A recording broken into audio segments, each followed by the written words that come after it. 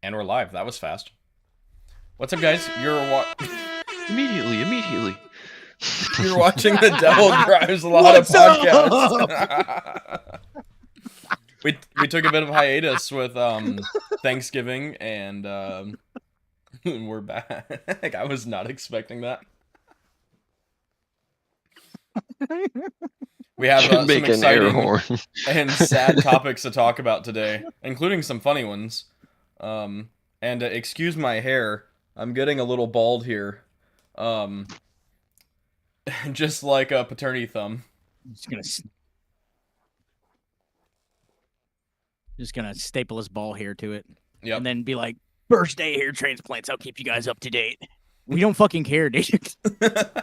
Yeah, don't worry, guys. I'm not getting hair transplants, and if I do, I won't post about it on my Instagram. So yeah, I'm Jamie. I have a Ohana Arms. I spent time in Ukraine in a combat and instructing role. I teach people how to shoot, and I've already used that joke. I was gonna steal your name again, Sean.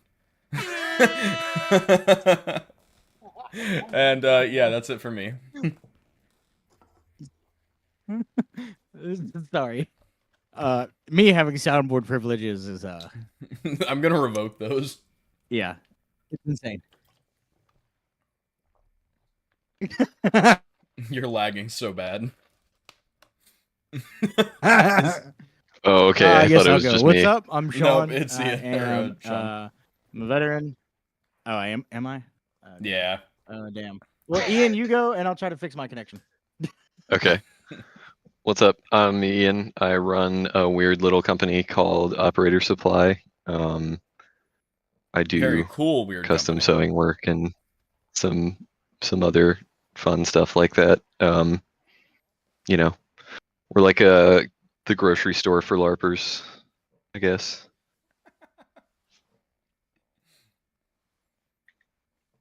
But you have the. I never did anything cool, so for some reason these guys keep me around. Because of your cool products. And you have a great personality too. We think Very you're cool. Very cool personality. We think you're cool. Winning personality. Yeah. Sean's still lagging balls, dude. Good sense of humor as well. You guys know That's I very have the true. world's shittiest Wi-Fi, so. That is true. Bro got that Walmart internet.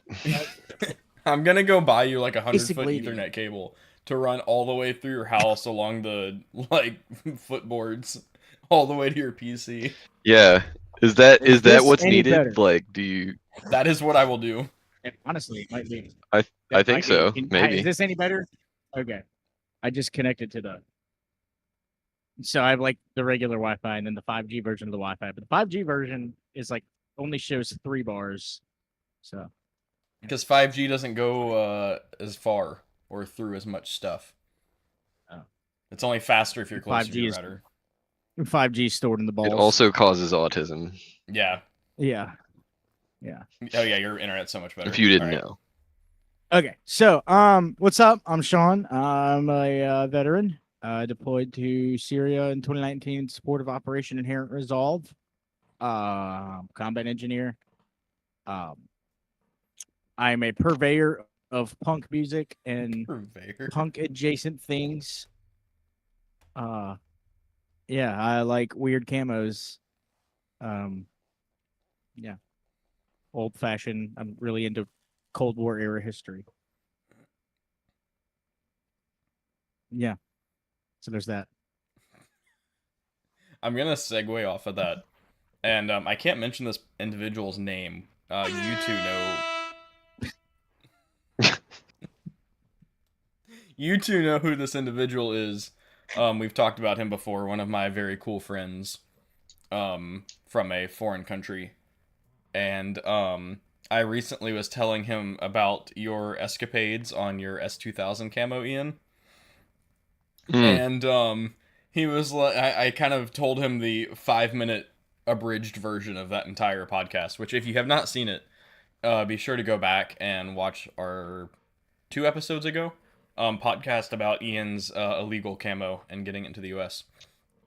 Smuggling it. But I was telling him the 5-minute abridged version, and he thought it was the funniest thing in the world. He was like, "No way!" And I was like, "Yeah." And this is how he received it, and this is the process of. I was like, and basically, they bribed the guards to get on base, and he asked which base, and he was like, "Was it this base?" I was like, "I'm not sure." He was like, "Probably."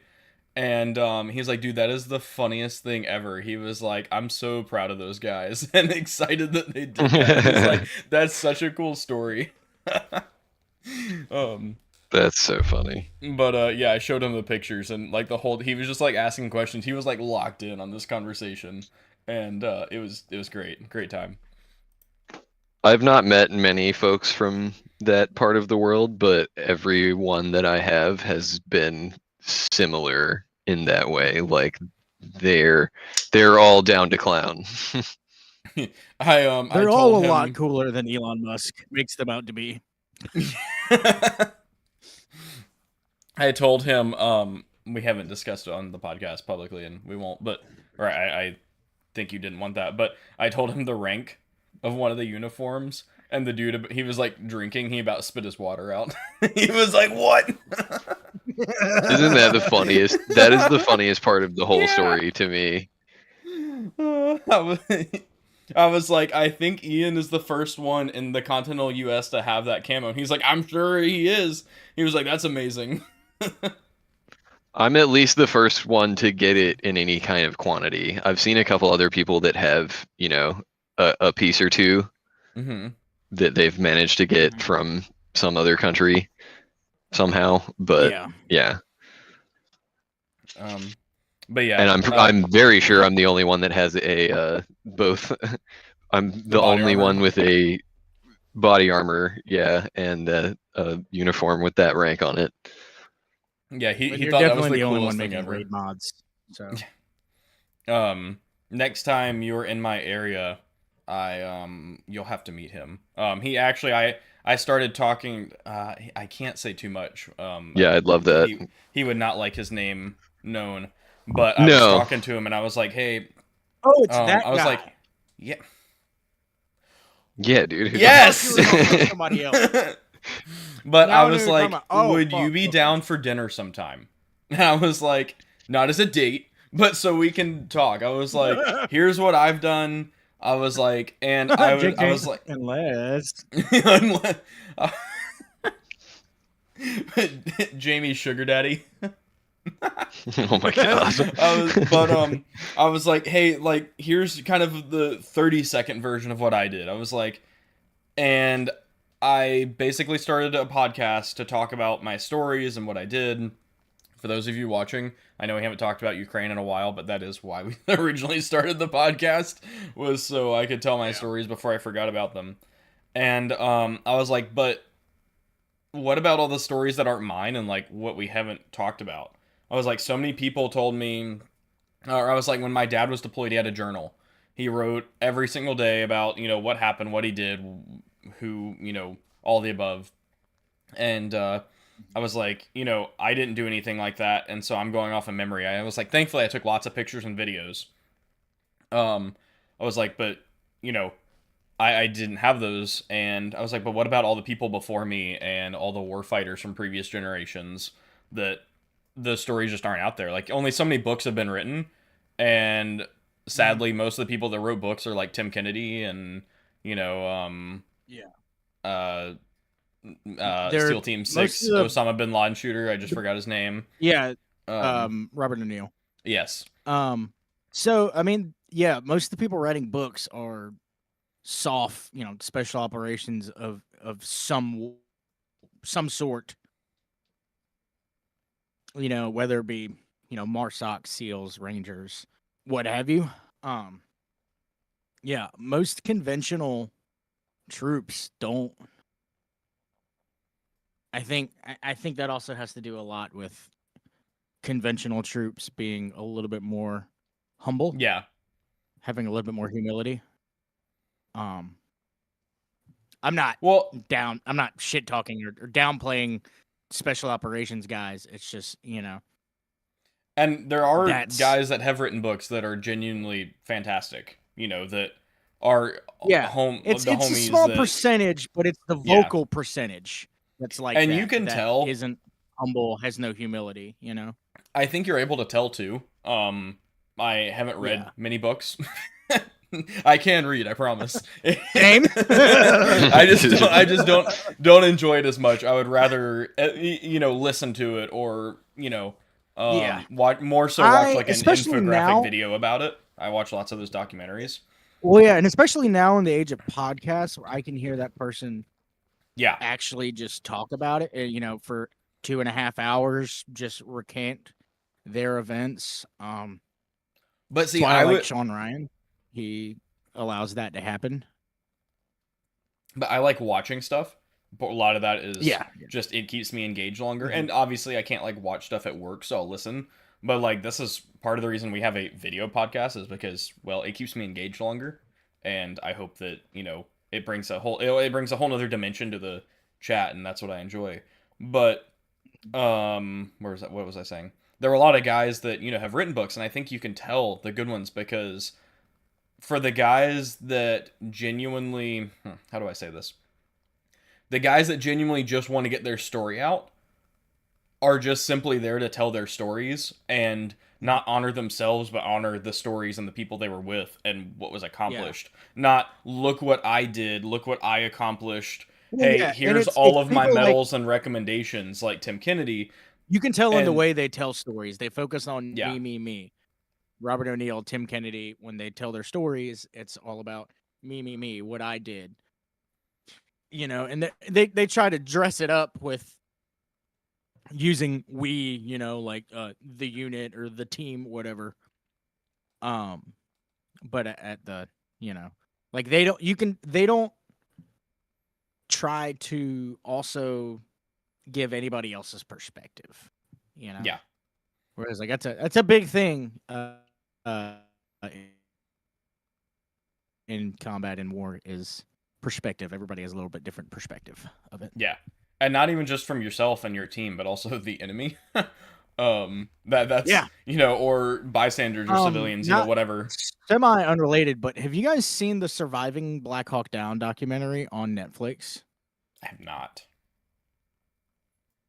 It's really good. So not only does it interview some of the airborne guys and the Delta guys that were there, it also interviews the Somalis that were there. Oh, that's Some of really them cool. being some of them just being bystanders. I think one woman, I think I want to say they interview a woman who like her, the Delta had come and just taken her house over, and that's where they were taking cover at.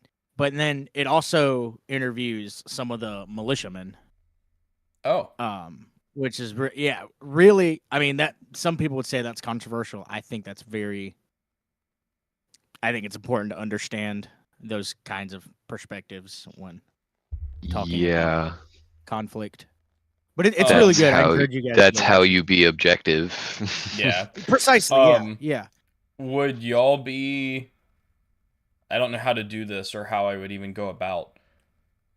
I don't know. I was gonna say, would y'all be opposed to just having some Russian dudes or something on, get a different perspective, or we've talked about having guests and in wars and stuff across.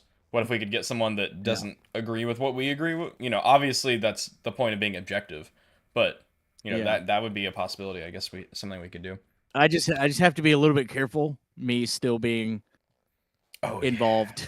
yeah. Oh yeah, I forgot about that. Yeah, maybe we'll do that in a year or two. Okay, There's but only one military outfit that I will not talk to representatives of, and we're not going to mention them yeah, here. yep. I'm not gonna say what race doctor it was. No, we're not doing that. All right. Anyway, getting back on track with my the individual I was talking to about getting dinner with, not on a date, but I was like, hey, would you be down for getting dinner? I told him about the podcast. I told him kind of just I want to share stories and stuff, and I was like, would you be down to get dinner? And he was like, yeah. and I told him basically what I had said about, generations, like stories are lost. And he's like, well, I'm getting older. This individual is older. He was like, well, I'm getting older. And sadly, I've forgotten a lot. And he's like, before I left, or before I started doing what he did, um, Right. he was like, I had some commanders that mentored me and taught me, and they always told me I should keep a journal. He was like, and that's one thing, my biggest regret about my military and after career was not keeping a journal. He was like, I still regret that to this day. Um, and that was very sad. That is And it makes something. me That's regret also more something. not keeping one. That is also something that you can pass down. So my step grandfather was a Corsair pilot for the Navy in World War II. And he passed away 15-ish years ago, I want to say. But I remember when my dad and I were going through his stuff. Again, I'm young. My dad and I were going through his stuff. I remember finding like a logbook, like a flight logbook, and he was basically he was journaling every flight over the Pacific. It was really cool. That stuff is, like, that's something cool that you can pass down to future generations. Mm-hmm. I thankfully took lots of pictures and videos, as I've shared some on here, including one a couple episodes ago now, of some combat footage from Ukraine, which, for those, I actually had at least one person ask me about that footage, because we played it in the podcast and then it didn't play. It's uploaded in the YouTube description, with links to it, so y'all are welcome to go back and watch that. I had at least one person ask me about that. But when I was speaking to this individual, I was like, thankfully I have pictures and videos. He's like, I don't have any. He was like, basically the pictures that you've already found, me, of him on the internet are all he has of those days.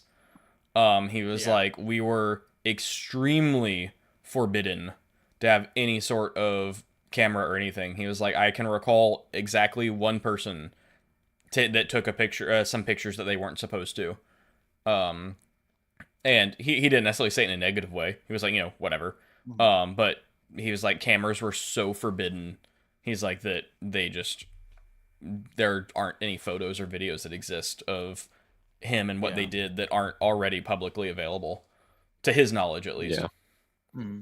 Well, it's like in World War II, it was most of what people passed down. Like in Vietnam, there was a lot of photographs and journaling. Mm-hmm. But cameras weren't quite as as popular. User friendly. I don't know if it's user friendly. Yeah, back then in World War II. So a lot of what you have in World War II are written accounts and then actual relics, souvenirs. Some, the some of them trophies could be considered war trophies. Or you'll get like what you photos mostly have after the passed fact. down. Yeah. Yeah. Well, and I think it was a different time, different era, different everything too. Because if you look at, from my understanding, like World War I really had no war photojournalism, from my understanding. I mean, cameras were bulky, they were big, and there were like some more journalists, but no one really taking pictures. Like, what are you gonna do? Haul a 100-pound camera to the front lines and get some shots? I know in World War II, however, there was some photojournalism, and specifically videos, as well as the Korean War. Then Vietnam was very famous for having photojournalism, and then I believe it was during Vietnam the Army actually then made essentially an MOS for journalism. I think that was during Vietnam. I mean, the movie Full Metal Jacket it touches on that. As much of a meme as that movie can be, it's still a very good movie. And it still actually really touches on the Vietnam War very well. But if you're not, most people don't watch the second half of that movie after the basic training part, after the boot camp part. They're like, well, when you watch, it's actually a really good movie. I actually don't know if I've ever watched the whole thing. Now that you say that, we were actually just talking about Kelly's Heroes, and I need to watch that. And you were talking about we can add that to our movie night list. But also photojournalism does not, well, with the exception of Vietnam, I believe photojournalism post-Vietnam, or photojournalism for special forces died in Vietnam. Like, because we have pictures and videos of like MacBSOG, and we have Speaking of pictures. journalism, there's another big topic. I know you saw it because I saw you like the post. That narrows it down to nothing. Colin Mayfield. You saw what happened to him. Yeah, we can talk about that. No, did I? Colin Do you know, Mayfield. Jamie? Do you know who Colin Mayfield is? I think you do. You probably just don't remember the his YouTuber? name. He's like a. He's not. He's no, a not Micah journalist. Mayfield. Not Micah Mayfield. No. Colin Mayfield. Who am I thinking of? I'm the. He's a combat the gun- journalist, basically, a combat Yeah. reporter. Is he dead? I found him because he was on an episode of the Art and War podcast. Who is It this? says Instagram says you liked the post, so Anyway, I know who you're talking about, and I'm sure Yeah, most if for those of you the that don't know, audience he- is here, I'm sure they probably do know. yeah. Yeah, y'all can fill in if you want. Colin Mayfield, a combat reporter, photographer, one of the few that I actually really like. I guess he's in Myanmar right now. And he, Yeah. Oh, yeah, I don't know saw when. this. I guess sometime Yeah. within the past few weeks, he stepped on a regime landmine. Yeah. and his foot got looks blown like off. He blew the front of his foot off. Yep. That was I think I want to see if you go to his Instagram. He has like the video immediately Yes. after where he's like, "I just stepped on a fucking landmine." Yeah, he literally Yeah. shows his foot, and there's like half of his Yeah. foot's gone. He took shrapnel in Yeah. his upper body and thigh, if I remember correctly. Yeah, he's from what I understand, he's recovered though, so that is very good. He's a good dude. never I don't put on know our him, but Instagram. I know enough that he's a good dude. Hold on. That is. That's a good example of him putting himself out there, putting himself at risk just to get the truth to people so people can really see and understand what it is that's going on through an unadulterated, unbiased lens, you know? Yes. Yeah, Myanmar is a very underreported conflict. Props to him for actually trying to get some content out of there to a Western eye. Yeah. Oh, hold on. Let's backtrack just a second. But what I was saying is essentially special forces operations now have zero combat journalism because OPSEC is such an issue. So if you look at, that's technology to blame. So if you look at Vietnam, like I said, we have pictures and videos of MacVSOG like in active firefights and doing crazy things that, only MacVSOG was able to do. But then, which I'm sure to an extent was frowned upon back then. But it's nothing like today. Like, it would be unheard of to have a war journalist or even like a SEAL team like take their personal devices or whatever on a raid with them. Yeah. And Oh, hey, yeah. look what we're doing. Like, that would be I'm unheard almost of positive today. SEALs have to like leave their phone in a Faraday bag in a skiff before they go on an op. Yeah, I mean that's how a lot of it's I'm pretty supposed sure to that goes work. for all personal devices. So I mean that's how technically it was supposed to work for us. Depending on that's who how was in charge at what period when I was in Ukraine, I got in trouble for taking a GoPro on an op, and leadership pulled That's me how it aside. They're should like, be "Hey, you in have a most video of instances, in me," my and I was opinion. like, "Well, yeah, I was recording the assault," and they're like, delete it, something, and I think I don't remember what happened, but it was just like, okay, and then leadership ended up changing, and it was like, okay, y'all are grown adults. give you permission to record me. it was basically that situation. And kind of the concern was like getting captured, devices getting lost with footage. And so we ended up kind of establishing this rule where recording's fine, pictures fine, consent of others, please. Like there were people there that for political or professional purposes could not be on camera. So it's like, if you ever share this footage, first of all, please ensure that I'm not in it. Either thoroughly blur me or, cut me out or something. But then also we had a thing where any like non-encrypted device, basically SD cards had to be wiped every mission. So like we couldn't go on an op with previous footage or photos from Yeah, any time that's period smart. before.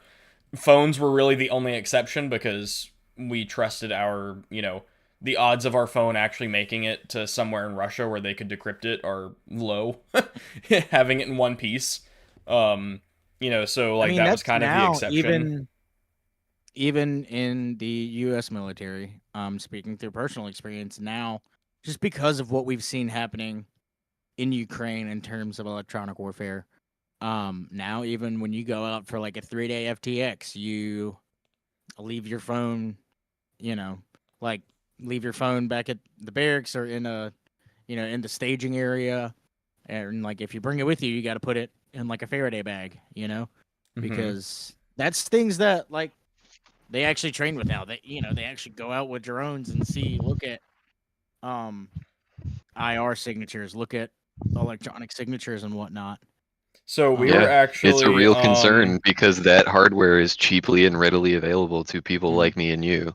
yes. And I've had to tell you, dude, I've had to tell so many soldiers, look, Zen pouches are the fucking those are the war fighters' nicotine choice. Okay, like your fucking vapes and even cigarettes, but mainly vapes. That's got a fucking lithium battery in it. That thing is going to glow on Well, fucking. Dude, yeah. if you fire up a cigarette, a guy with a thermal is gonna be able to see you from like 6 miles away. Oh Like, yeah. It's wild. And But not even then just now thermal, think but of one of actually those just big night ass vision itself. disposable vapes. Now though, think about the thermal signature that thing gives off. Because there's a yeah, lithium because battery the in that. the batteries are cheap, low quality cells, Yeah. and they're not shielded at all. Yeah, so I've had to I've sat a lot of young soldiers down and been like, look, I get it, but Zen pouches are the warfighter's nicotine choice. Yeah. We were experimenting Your with vape is gonna get you killed in the streets, son. I mean, that was I mean, we've talked about it on the podcast before about even just I made the intentional decision. Hey, I never really was a nicotine addict before, but I made the Mhm. intentional decision while I was there to not pick up smoking or any nicotine habits, specifically because Mhm. I saw what it did to other people on the front. Like, God Yeah. forbid some of these guys not have a cigarette for over a day, especially in high stress situations, and I watch grown men just break down. Um, and I did not want to Well, have I thought you anything. meant from the other side of it, like giving away your position. I mean, that's happened to me on a training op before. It was pitch black. I thought I was cool lighting up a cigarette, and fucking Op 4 found me because they had thermals. You Yeah. know, fucking I mean, whole and that platoon was the got thing wiped out too. because of me lighting up a cigarette. You know. I mean, and yes, that is a thing. Like the cigarettes, like Ian said, you Yeah. can see them from a long And way that's with not not just even thermal but and night that's not even vision. touching drones, dude. Oh, correct. Like, Precisely. Yeah. This is somebody on foot in the woods. You Yeah, know, yeah, it's so much easier. me An looking overhead for drone you will looking be for able to see thermal. you from very far yeah, away. A Yeah. drone, a drone, bro. Yeah. yeah. We actually experimented with attaching. Essentially, I did not personally. I did start tinkering. I did start tinkering with this right before I left. Once I got my laptop, I was actually able to do more cyber warfare stuff. Um, but we started the unit I was where my unit started experimenting with basically attaching like Bluetooth and Wi-Fi signature. What is the software called? Not net limiter.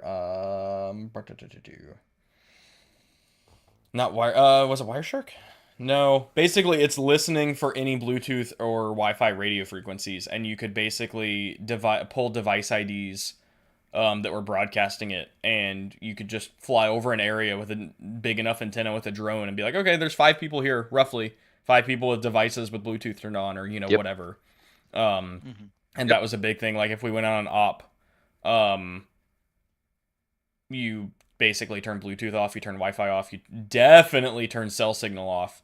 Like that was like if you didn't put your phone in airplane mode, there was a problem. Yeah. Um, I mean, I would go as far to say airplane mode, and again, if you absolutely have to bring your phone with you, Faraday bag. You know, yeah, one of my and I well, get we that. didn't go You know, that because Faraday we were bags are so closely tied. equivalent. That's a problem with the modern battlefield is it is very technological, it's a big deal. um and like you need your technology, you need your devices. Like I always had my phone on me.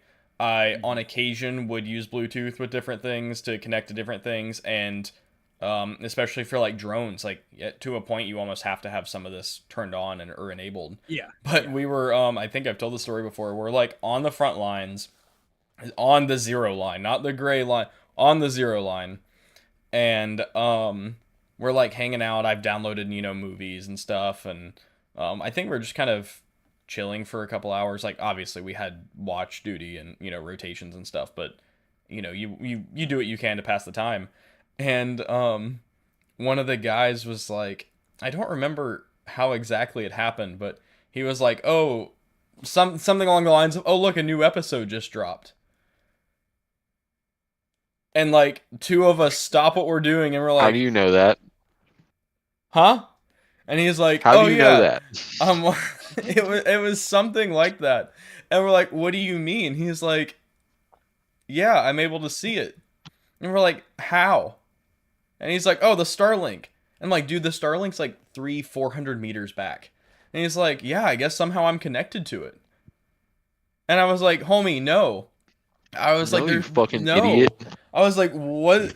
I was like, is your phone not in airplane mode? He's like, yes, it is. He's like, I put it on every time we leave. I'm like, then how are you getting it? Like, what is happening here? And he's like, I literally like snatched his phone out of his hand, and I was like, you're not in airplane mode. We are on the front zero line where Russians are actively probing with not just actual soldiers, but with cyber warfare stuff. They're actively have been caught. Well, not caught. Like it's not like a horrible war crime or something, but like intercepting and triangulating phone signals and man in the it middle happened attacking to all of this US stuff. forces in Poland, I believe. Yeah, it did. And Like like, US and you're forces sitting doing, here, like a whatever exercise on the Polish border, yeah, and they had some kind of EW, kind of like a spoof attack. yeah. Well, they've been doing it with GPS too, all around the Russian border and stuff. Yeah, The GPS yeah. spoofing, but they have that technology also for cell towers. I'm not So gonna it's get a it too depth really because I don't know how unclassified that. I'm pretty yeah. sure it's unclassified. Google I it. I if have you I wanna don't know know more. to what extent, but I know some of that information is out there. But Yeah. like the Russians essentially have this system. I forget what it's called. Like they've had it since the start of the war. Like we knew going into the war that they had this system. But essentially it's trucks with massive antennas on it, and then they drive the trucks, and they essentially this works for GPS and like cell service, like 3G, 4G, 5G, all that. And essentially it spoofs the cell tower. Like it'll connect to a cell tower, spoof the cell tower, your phone connects to the closest or most powerful signal for a cell tower, and then they just man in the middle of that. So you're still browsing the web like nothing's wrong or talking on the phone. Meanwhile, they have all of that unencrypted data that's going in and out. So you mean like police departments do to us every day? Yes, that exact thing. That's also another thing. Why when I was It's just a when I was stingray. overseas- Yeah. Yeah, it's a massive stingray for, I forget that like we have this is all relatively public knowledge. Like if you find that there are entire write-ups and documents on this with the range and everything, but not only are they listening and seeing everything you're doing, but they know your exact location, and that's essentially why having airplane mode on is a problem. Like at least with Bluetooth or at least with Wi-Fi, you have a smaller area of coverage, and with Bluetooth you even have a smaller area. So like using Bluetooth per se is not, the world's end. And in fact, we used even Wi-Fi when we pulled back a little further back from the zero line to Starlink. We never had our Starlink on the front. So that but was so we were now. I don't know if this is because it actually happened or if we were just being super precautious, but we were worried about ISIS doing that when I was downrange. So it was like, hey, like, only use your phone on Wi-Fi. Don't ever have your cell signal on. And you can only use, there was like a list. There was like 3 Yeah. VPNs. One of these VPNs. Don't use any others. Well, yeah, it's a lot easier when you control the infrastructure Yes. Like Yeah. in that specific situation, they had easy access to the infrastructure that you would have been forced to connect to. Precisely. So Yeah. And like I said, I don't know if it's because I'm sure there were a handful of instances where that happened. I don't know how common it was for it to be such a concern. I think it might have just been being super precautious, knowing that that wasn't because, to my knowledge, by the time I was there, it had already been happening to U.S. forces in Poland. Mm-hmm. yeah, So never I just underestimate Arab hackers. I just saw this. Precisely. I just realized I didn't have chat up, so I pulled chat up. Savvy asked, dumb question, but how do the batteries in your comms not give y'all away? Um, a lot of that is specifically built to not dissipate heat, like slowly shed heat or not get hot to begin with. And comms are relatively low power devices, so, or at least in this situation, comms are pretty low power devices and aren't going to heat up your batteries like that. With that said, in like maybe very cold environments, I could see that as a problem, but more than like your body's actually Yeah, giving for off sure. more heat than the actual comms itself. On the flip side, though, something like your phone on your chest, like running ATAC or different softwares, that could actually be hotter than you and will make you glow further or Yeah. more. I know that's such the meta. Every fucking dude wearing kid on YouTube has his phone right here on his fucking play here. Like, It's me. like, I'm that like guy. he's not just recording in his backyard. That's where I wore my phone. But no, that's not a dumb question. I mean, that's a pretty good one. And I mean, that goes for any electronics. Anything that uses electricity generates heat. Like, that's part of, unfortunately, how electronics work. So you just have to be mindful of that. But in most situations, your body is actually going to be the hottest thing they can see to begin with. Being, what is your body's surface temperature? Like 85 degrees, I think, is like the surface temp of your body, something like that. So like, it is what it is. I don't know. If you're active, especially. Yeah. Oh like, yeah. If you're in fear of your life. Yeah. Well, I mean, okay, I mean, that's a good point if too. you're Like, fucking unassing if you're trying to evade a pursuing force or trying to evade hair loss. got him. But no, if you're trying to like evade a pursuing force, you're going to be very active. You're going to be expending a lot of energy. Your body's going to be giving off a lot of heat. Yeah. I mean, I know, Jamie, I'm almost positive you've been, doing operations where it's so cold outside, and you're so active, you can literally just see the steam coming off of your buddy. That's what I was And you're about to like, say. "God damn." On thermals, you can actually see that heat. So it'll, Yeah. I'll move back a little bit. Like, hopefully y'all can still hear me. But yeah, like if I'm on a thermal camera right now, not only am I hot, but you can actually see like up to a foot like layer of like steam and heat. Yeah. That before there's it gonna actually be- cools down. It's like you and it's then why, a like, when you glowing look at like somebody aura through around thermal, you. there's different shades. They're not all just one Yeah. color. There's like different parts of their body are different shades. Have y'all, for anyone that's seen Star Wars and like Obi-Wan Kenobi and like Qui-Gon Jinn's like ghosts and how they have like the aura around them? That's what you look like on thermals when you're like working out and stuff in full kit. Aura The heat farming. just radiates. Yeah, I'm aura not farming. gonna lie. I thought we were gonna be able to last a couple more episodes without using the term aura. Here we are. Rip. Aura farming. So, yeah, not a dumb question. But for most situations, it's irrelevant. Yeah. Well, and then there's a reason why like military comms, at least what you see like the U.S. military using. That's why they're so specialized. They're so different than what you see, law enforcement using. Law enforcement can get away with using those Motorola's, but they had to design comms that would take batteries that wouldn't produce so much heat. So, yeah. And technically, we have a lot of drop frames. Well, I'm not. Never mind. I was gonna kind of get into the battery engineering of how they do that, but that we can do that for another episode on us building crazy battery contraptions. But like that's. I mean, yeah. Short answer is like that's a part of the reason why you see, first responders using those Motorola's and, CB radios, and, the military doesn't.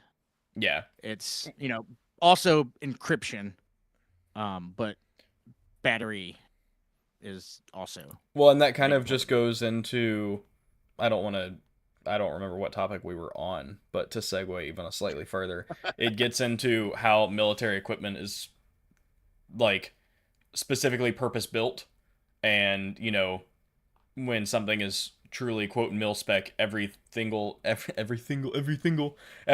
thing has a design What are we purpose. getting the goodie? And like it was all intentionally made that way for a reason. Whether it was rifles or comms or a plate carrier, there are no like, well, I say no. Typically things aren't just made; they're made for a purpose and to meet a specific specification and Everything is standard. purpose built except for the M5 spear that was not purpose built. Yeah, the ball Yeah, was in it was fact built for a dropped. purpose. It was built to extract as much money from the Department of Defense as possible. Yeah, and meanwhile, those politicians, dicks got wet.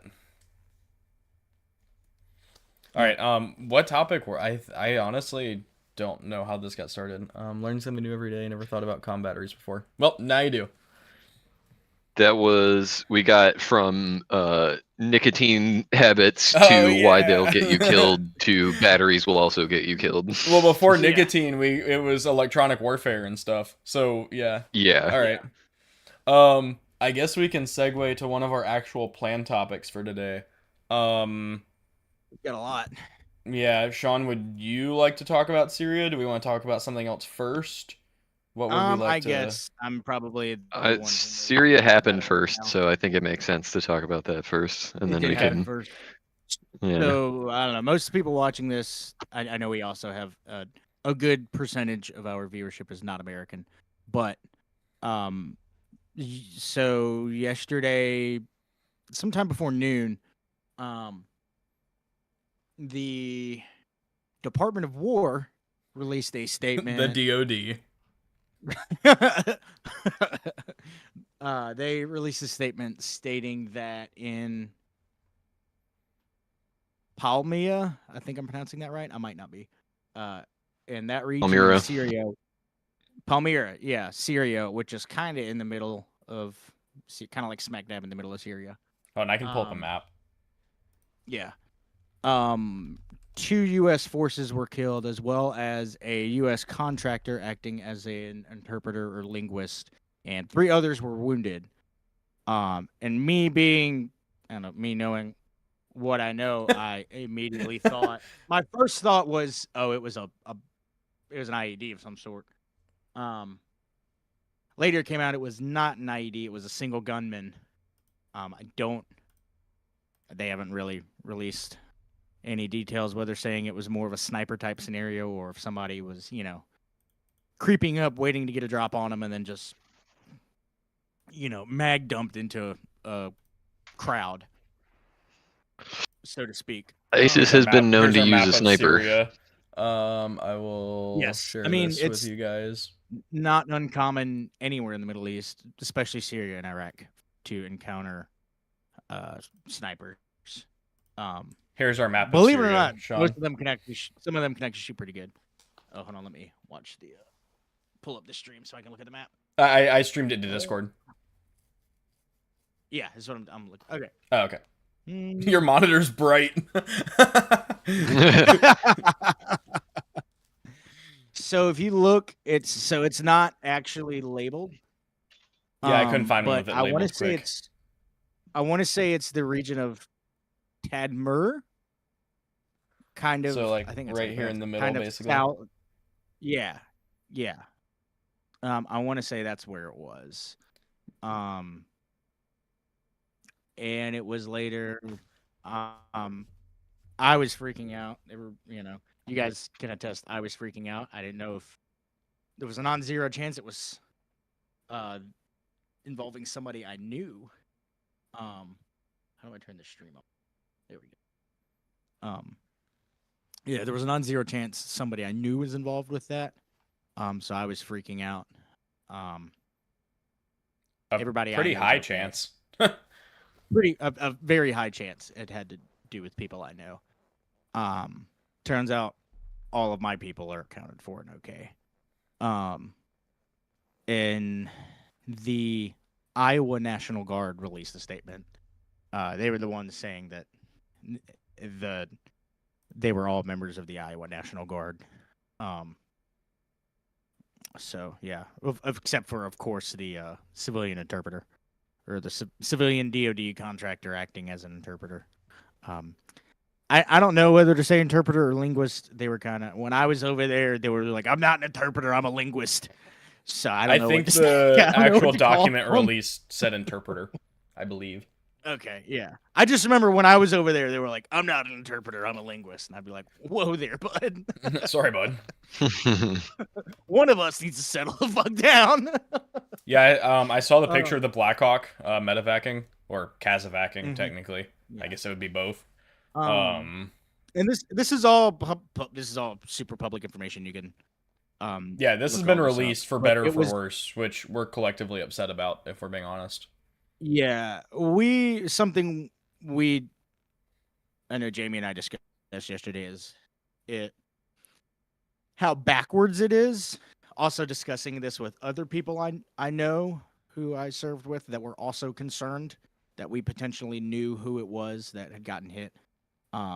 We had all kind of come to the same consensus that like why are they giving official statements before they're ready to give names, before the families have been notified?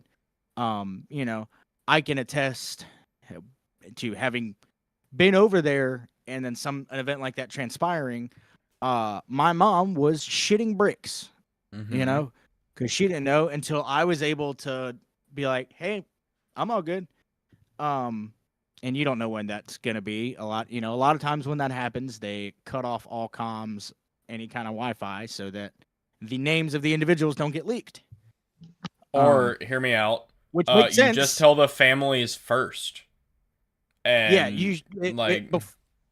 don't know. I don't think any official press release should be made until the families have been notified. Oh yeah. So the way we did it in Ukraine, obviously I know this is not a 1-to-1 apples comparison, but we can. Or at least until you're ready to release the names to the public.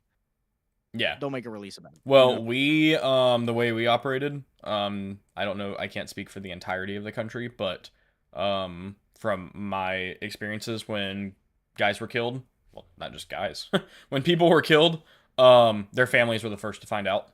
That immediately happened, typically the day of, if not the next day.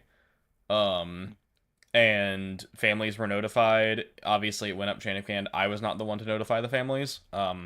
I've had the gift and the curse, but realistically the honor of still talking to a lot of my fallen guys' families to this day. I actually just like a week and a half ago talked to one of the guys' moms, and I texted her something and she was asking me, but thankfully I have not been the one that had to call family members, but like that immediately happened. That was before it hit Ukrainian news. When my very first thought when that happened was, depending on who it was that I knew, how close I was to them, it was like, yeah, fuck, am I gonna have to go like look his wife in the eyes, and be like, yeah, I'm sorry. And realistically, that's what it is. Like, we kind of joke about it, be like, oh, sorry, but like, what do you say? I wouldn't be the one to notify them. The military has specific. Yes. I think they're called like notification. Not. It's like a detail. I don't remember what it is. Yeah, notification detail or something like that, where it's actual. People in their dress blues looking very professional. And we had the same in Ukraine. Like, that's how notify you. Actually, I don't know if they still do that anymore. If they just call you. I hope I would imagine they don't just call you. Yeah, that's kind of fucked up. Yeah. But basically, the way it worked for us is like if somebody was killed, obviously we notify our chain of command and say, "Hey, homie's dead. Like, we need to casevac him if medevac if he's dead, obviously we don't medevac him. We did have one instance where we called for a medevac, and we were unsure if he was alive or not at the time. It was kind of high stress situation. We were unsure, and by the time we got him to the medevac location, there was no longer a pulse, and it turned into a casevac. Yeah. But that's essentially how it works. You notify your chain of command. Chain of command starts, body recovery if possible. And then once that happens, well, even even if body's not recoverable, obviously, family members are still notified. But then that was an interesting thing with us foreigners is family members were sometimes hard to get in touch with. um, and due to the brokenness of Ukrainian documents and stuff at the time, sometimes that was more difficult, and a lot of times we would just have basically I would have another guys, or I would give the my squad members or whatever, hey, if I die, actually I think I had y'all's numbers on there if I remember correctly, one of y'all's phone numbers or something, and was like, I was the one that dropped you off at the fucking airport. you were. So I was the one that cried when you left. So. Yeah, I did too. But yeah, I think it was actually like my mom's phone number, one of y'all's phone numbers, and something. It was basically like, hey, if this is how this works. But families were always first to be notified. Like I said, if not the day, it would be the day later. Well, it's but also it was whoever. Well, at least in the DoD, it's whoever you mark. So you have two emergency contacts. You have a primary emergency contact, and then a secondary emergency contact. And we had those in Ukraine, like when we did all of our documentation. They would do everything they could to reach your primary, and if they couldn't, and then you move to your secondary. Yeah, that's how it works there too. Yeah. But it was the way documentation was and the way information was so messed up. We didn't really trust that. But the media didn't, like, when guys are killed in Ukraine, like, the media gets it days after in most cases. Unless we had this instance, people leaking information, or that was probably the biggest issue we had, was thankfully it didn't happen in my unit. We were, at least my platoon, especially my squad, I would have murdered my guys. But there were instances where other people we knew, we found out before family or anyone else did, because one of their absolutely retarded, probably shouldn't use the hard R word, but absolutely debil squad members or someone they knew, typically for like Instagram clout, was like, R.I.P. Matthew, killed on the front lines 6 hours ago, and then that spreads on Instagram like wildfire, and it's like, oh cool. And then now it's a race of like trying to notify family before Instagram algorithm gets to them because some dude just wanted to post it for clout. So like that was the biggest issue, I think, in Ukraine as far as like that goes. But it was always family finds out first, before media or anyone else. And that's the way it should be. There should be no, and like there was no Ukraine press conference. Hey, we lost 5 people in this city today, and then our families are like, my son's in that city. Like, no. I will hand it to the Iowa National Guard. They didn't give their official statement until the, from what I read, I believe it was the governor of Iowa. Reached out to the families personally, and once the governor of Iowa notified the families, then they gave their official press release. Which, again, I feel like that's how it should be across the board, not just within the state. That's how it needs to be with the DoD and the Pentagon as a whole. So let's just compare that to my last one and use this as an analogy. I just said that the guys that posted on Instagram before the families found out were just chasing clout. I think we can make this an analogy for the Pentagon and the current administration. Yeah. Yep. Well, it's like also with Ian, were you about to say something? No, I was just turning my mute off. No, you were green for a second. I didn't know if you were trying to say something. I mean, it was kind of similar with what happened in DC. Two, I believe they were West Virginia guardsmen. But the difference in that is the live streamed video was all over the place before anyone could do anything. Like, it was a public event. Mm-hmm. Yeah. Yeah, yeah. I mean, and that's really anything stateside. I mean, comparatively, that's fair. For instance, Charlie Kirk, like that was instantly everybody knew before it had come out, before they had officially said he's dead. We were all like, we were like, no, he's dead. I just saw that video. There's no way he's alive. I can't not say Yeah. we are Charlie. We are Oh my Charlie. Bum, bum, bum, bum, bum, bum. I try. But I'm I sitting here mean, like I don't think that's a fair comparison because that was a scheduled public media focused event. correct. You know, Yeah. that's why Yeah. They that chose video to hit do the it, internet so fast. and that's yeah. Yeah.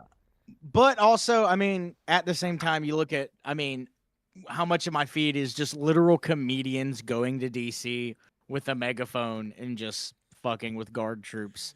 And I mean, a Yeah, lot of it is exactly. funny. Doing the They're not Lord's even work. particularly being rude. It's kind of funny, But, stuff like that, it is still a public when you send the National Guard somewhere and it's not in case of a natural disaster, hell, even if it is a natural disaster, public's eyes, the eyes of the nation are on that Oh, place. for sure.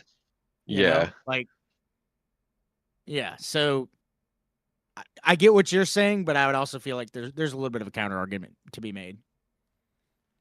That's fair. It was what? 3 killed service members, and then how many wounded? 2 actual service members killed, One and civilian DoD contractor, and but there were still like 3 5 more wounded. wounded or something. There's 3 wounded. So wait, civilian contractor, does that mean an American civilian Yes, or American a citizen. local civilian? American Okay. citizen. American. More Okay, than gotcha. hold on. You know what? Before I say anything, I'm gonna go read. It the said Department of American War's citizen. official post. Okay, if it said Gotcha. It said specifically that American was- citizen. Well, I know. So personally, I worked with. I had a linguist who was actually from Baghdad, but Stupid moved backwards to the camera. U.S. very young, and was a legal American citizen. But because obviously he grew up in Baghdad and spoke Right. fluent Arabic. That he found could a be the very case here. easy- Yeah. Yeah, he found a very easy. Well, still, that's career an as American. an interpreter. you Yeah, know? but that's still an American. Yeah. in my opinion. He's still. I mean, yes, he's a contractor, but in my opinion, that's still service to your country. I feel like Yeah. that service Yeah. to is just as valuable as mine, or Yeah. Agreed. If it wasn't for him, I wouldn't have known what the Kurdish kids were yelling at me. Pepsi? They could say 2 things in English: Pepsi and fuck you. Everything else, I didn't understand. Amazing. Do we have any more comments on Syria, or should we move to the upside down continent? yeah, I don't think I have was anything like, else on Stranger Syria. Things, what? I know. I was tying it into No, we're Stranger not Things. making a Stranger Things reference. Oh, Hell okay. no. Never mind. What? I have the Whoops, the camera's backward. Gosh dang it. I have the Christmas lights though. Actually, Oh, you can't boy. see them. They're wrapped around my plate carrier. My significant other put those up, and they're shotgun shells. I love that. I love that. But yeah, It's the little things.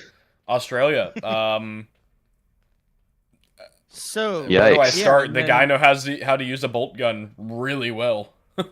Yeah, That's well, probably it not the was- best way to it start looked- on that. But I mean, it looked to be. I mean, for those of you that I'm pretty sure everybody probably knows by now, but for those of you that don't know, there was a, we can go ahead and call it a terrorist attack. I feel like at this point, oh yeah, Yeah. there Yeah. was very clearly religious motivation there. I'm trying to get updated numbers, so bear with me. I'm still listening. I'm quick not to just call everything a terrorist attack, but that was a terrorist attack. What happened in DC a few weeks ago? That was a terrorist attack. Yeah. I try not to just label every bad thing as a terrorist attack because then it gets then what is a then they can just start labeling anybody as a terrorist. But it was a Hanukkah celebration. So obviously a Hanukkah celebration, it's going to be of predominantly Jewish attendance. And two men, I believe it was a father and son. Father and son. I'm reading Yeah. it now. Yeah. Of course, this is Australia, so they had to use what they could get a hold of in Australia, which happens to be a bolt-action magazine-fed rifle, which I believe was somebody concluded it was a Beretta. I can't remember the model. It looked like a really nice gun. There's a close-up video of him running the bolt on it. It's a decent-looking hunting rifle. And he has a red dot on it. Yeah, that's probably like at least a $1,200. Interesting build. It's probably like a $1,200 bolt gun. From the factory, and he had a red dot. A straight pull bolt. Yeah, straight pull bolt, had a red dot on it. And then the other one appeared to be a semi-automatic shotgun. Yes, with not an extended magazine tube. Yeah, long extended tube. magazine tube. I don't know. I just saw a very blurry picture of it laying on the ground. So I don't know. There's a picture of him reloading it, or a video of him trying to reload. I saw somebody give the argument it was possibly a Stoger. I didn't see it. Oh no! I saw a video of him reloading. I'll go. I was gonna guess it was a Turk Nelly. Oh. I mean, close enough. I'm pretty sure the Stoger automatic. Oh come on! Well, I believe the one he was using was a pump. I thought I saw a video of him running the pump. Fact check us if we're wrong, chat. Or if you're watching this in future comments. All two people watching right now. Yeah, all two. I think we're at 3 right now. Oh shit, we're going on. Oh. Whoa. Yeah, hold on. Congratulations, you are our third listener or viewer. The death toll is up to 15, with 40 remaining in the hospital. 2 suspects, father and son, 150, 124. 50-year-old's dead, 24-year-old is suffering critical injuries and is hospitalized. Still alive.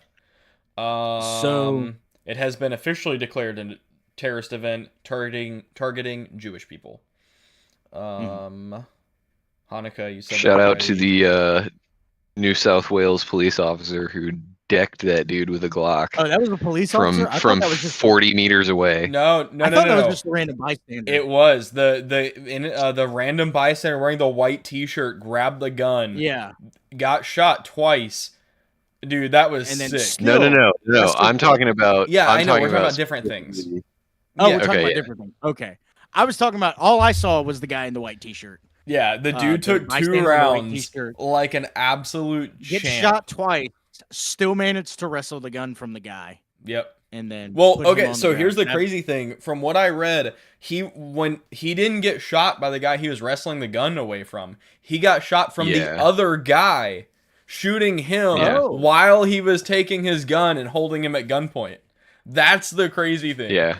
It appeared to be the younger individual that he was wrestling the gun from. But I don't know. Maybe. I haven't seen the other one, so I don't know how to compare. I think it was the other way around. Oh, okay, never mind. So I think if I'm correct, the fact check us. Older one, the father, the 51-year-old father, was the one operating the shotgun, and he had that taken away from him by the local shop owner, who was then shot by the son, who was occupying the pedestrian walkway about 50 yards away. Hold on. Let's see. Where is? And then after that happened, when the one who had his gun taken away made it over there to where the other guy was at, he got smoked by a local cop, a local plainclothes cop, 40 meters with away, his Glock. Yeah. Hell yeah.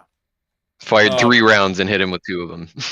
Which, for context, Sean and I have been to flat ranges before and seen just how far we can shoot with Glocks with sidearms. Do you remember that? We're like holding like 5 feet above target. Yeah, 40 meters is a I pretty remember long making my shot 200 for a yard shot 3-inch with barrel. the fucking with the red dot on the CZ. Yeah. I remember making that shot and then feeling like a fucking badass afterwards. I was like, can't fucking tell me nothing. Yep.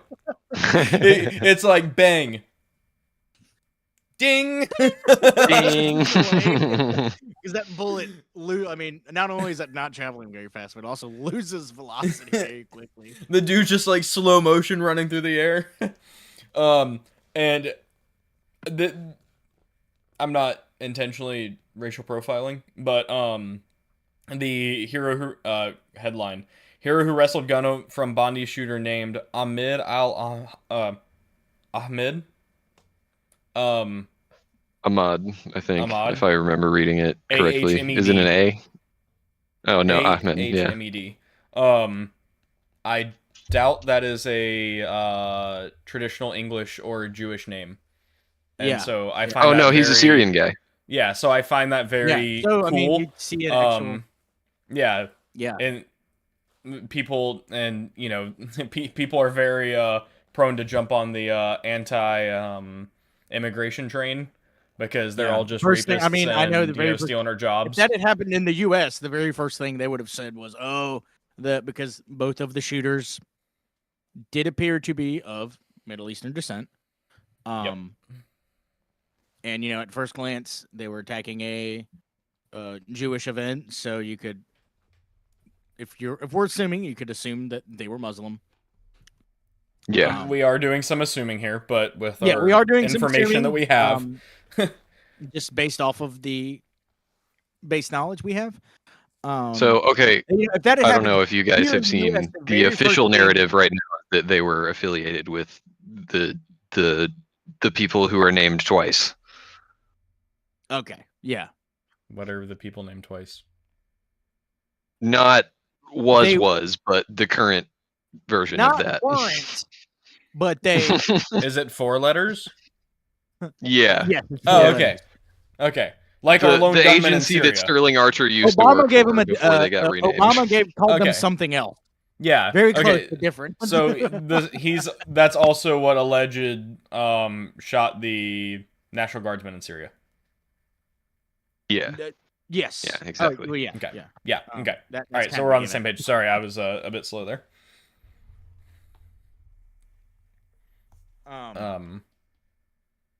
Anyways, Sorry, yeah, I didn't that mean to. happened here in the Sean. States. The very first narrative most of the right would have been pushing was, oh, there were Muslims.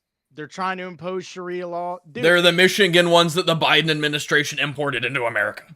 the amount of conservatives that are convinced that just because a Muslim was elected mayor of New York City, that the entire city is gonna fall to Sharia law is fucking crazy. I've seen that argument so much. It's fucking Yeah, dude. Everybody knows it's gonna be Sharia law. You're gonna have to recite a couple surahs to get on the fucking D train. It's all gonna go to hell. But I mean, yeah, and they'd be like, we have to stop immigration now, and I am, as probably most of you watching know, we've talked about me in the past. I am a Christian, and believe in Jesus, but most U.S. presidents have been Christian, and we're very happy about it. Or I say we, I mean, I am, but most a large percentage of Bible Belt Christians would love to have a Bible be put in school and to learn Bible verses in school, but would be very upset if the New York mayor was Muslim. So just some food for thought there. but also, so at the same time, again, this is just me saying I don't know a whole lot about Australian politics. I know also do that not. the difference between the Australian left and right isn't that much different than the difference between the American left and right. But if that had happened here in the States, again, the argument immediately the right would be saying, we have to do something about immigration, something about the Muslims. But then we see, a I'm not gonna. I mean, he's from Syria, and with the name, his name, it's also safe to assume that the bystander that attacked them was Muslim. And he risked his life to stop that from happening, or to, try to save others. Yeah. Another argument that would be made, again, if that had happened here in the States, an argument that would be made by the left would be, we need more gun control. Guess what Australia has a fucking lot of, dude? Gun control. Yeah. Yeah. I just read it. He has the 50-year-old If man only is the a Australian government had made everybody turn in their guns. yeah. Remember, wait Australia a has a minute. gun. Remember, not only does Australia have strict gun laws, they also have a gun registry. Specifically, the 50-year-old dad had 6 guns registered to him, and was a member of a gun club.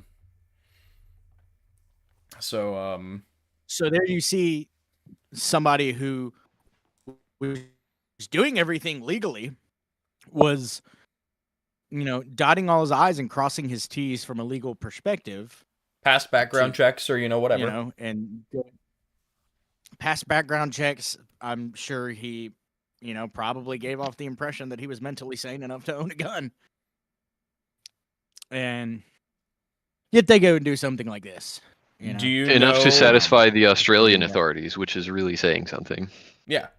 I have not seen the entire video, like, from start to finish of the incident. I don't know if one has. I have watched some small videos, but I don't know the timeline of everything. But let's just throw out a hypothetical here. What if homie in the white shirt, Ahmed, had just shot the guy with his carry weapon instead of having to run up to him, tackle him, hold him at gunpoint, and get shot twice? What if he would have just drew his carry weapon and dumpstered the dude right there in the park? Just saying. Precisely. But Ahmed and no other bystanders had guns because, well, they weren't allowed. So police response took, Because a amount of time, and that is an amount of time I don't longer even know what than the Australian laws are regarding handguns. I do think not you can own know. handguns. You pretty much they're non-existent for civilian ownership. Do your own research. We're Yeah, I we're didn't- speaking from our limited knowledge. Well, I'm speaking of what I know. What's his name? Is it Phil from Art and War? Is that the Australian guy?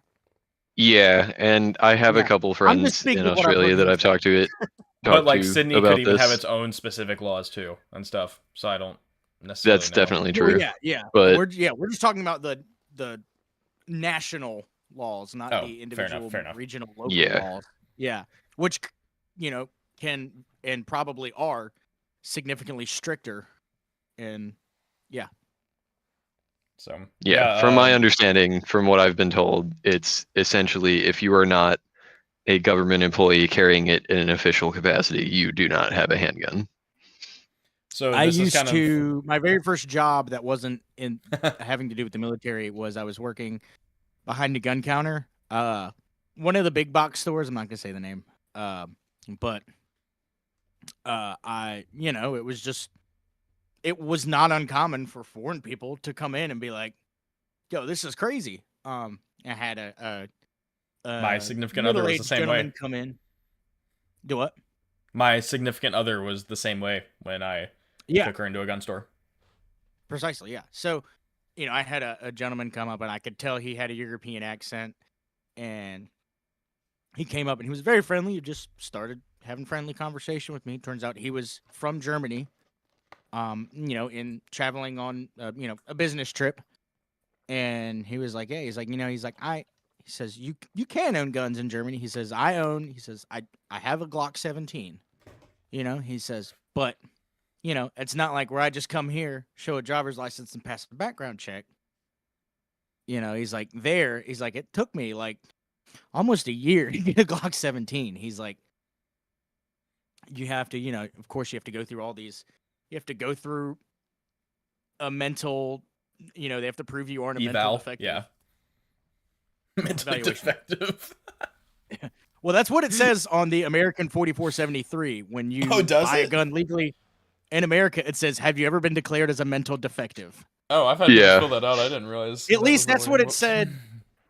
That's what it said when I was still selling guns in 2000. It hasn't really changed at all. I 19. think when I was No, doing yeah, it, the it's revision still was the still same. like 5 years dated. It's or still something. the same. Like 5 years dated. I or think something. the only change they've made is you can now put other for gender,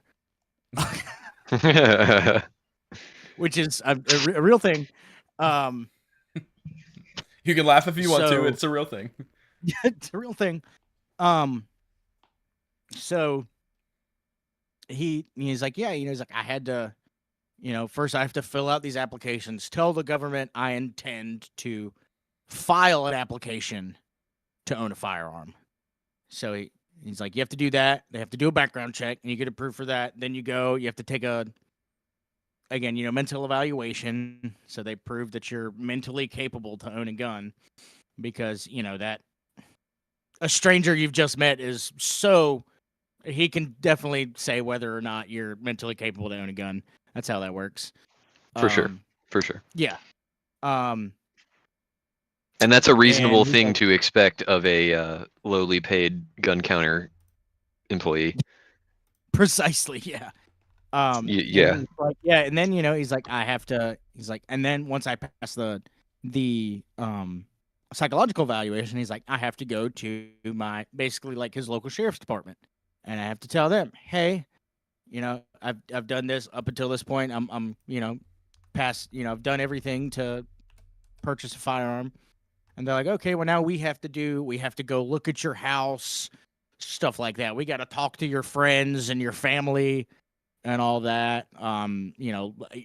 Past employers and present employers, and crazy stuff like that. And then they can say, yes, you can get a gun. Like, yes, we're going to give you the opportunity to get a gun. Then you go to the gun store, which I imagine there's not a lot of in Germany.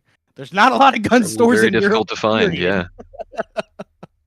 And they're all, from my personal experience in Europe, big box stores. Well, what they would consider like a big box gun outdoor store. Yeah. So he then has to go to the store, pick out the gun that he wants that meets the requirement that law enforcement, or that fits the list that law enforcement gave him of said what he can own. And he picks that gun out and he tells them, I'm going to do this gun. He's like, print me out your paperwork. And then he takes it back to law enforcement. And then they have to give him another form saying that, yes, he can legally buy this gun. He's like, and all of that took me about 9 months, and he's like, I can't do anything with that Glock 17. He's like, I can't really go shoot it, and he's like, and if I wind up using it for self-defense, I'm going to go to prison anyways. Like that's, I realize, Australia is not Europe, but Australia's gun laws are very European. Real quick, sorry to interject. Here's a crazy thing. So it takes them a while to get a gun. They can also just go to any gun store and just buy an off-the-shelf suppressor and walk home with it.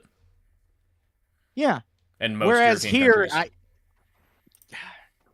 the U.S. Yeah, it's almost like they value gun, people's health but not if you want to and own a their suppressor. hearing. America's crazy. You want to own a gun? That's great. We don't care. You want to own a suppressor? Why? How dare you? What are you, some kind of criminal? You want a barrel shorter than 16 inches? You some kind of criminal assassin? Want to murder people for sport It's so quiet you and can't have even no hear one it. ever know about it? Hearing politicians explain suppressors is the most absolutely ridiculous thing ever. Talking about how it makes your gun like one of my whisper favorites quiet, like John Wick, and yeah, one of my favorites was Hillary Clinton after the Vegas shooting. Hillary Clinton went up and said that, yeah, I mean, imagine if that shooter had a suppressor. People would have just been dropping dead and nobody would have known.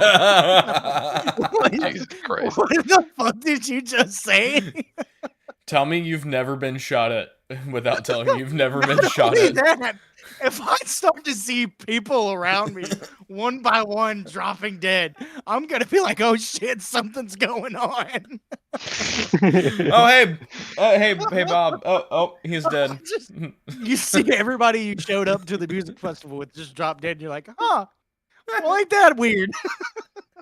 Ain't that about a bitch? The Why guy are like people just falling over in lines? What the is guy's happening? like aiming for you, right? You're in the middle of the crowd, and then the recoil like pulls up, and he misses you, and then he's trying to like pattern and just circles around you the whole time, and you're the last one left standing. I mean, the Vegas shooting is a whole nother topipe. We should have a whole episode on that one day. We could. We I really put a real should. schizo on that for a good We bit really of time. I'm not should. gonna Oh, lie right now. Steven. Oh, dude, me too. We Me should too. have like a bonus episode.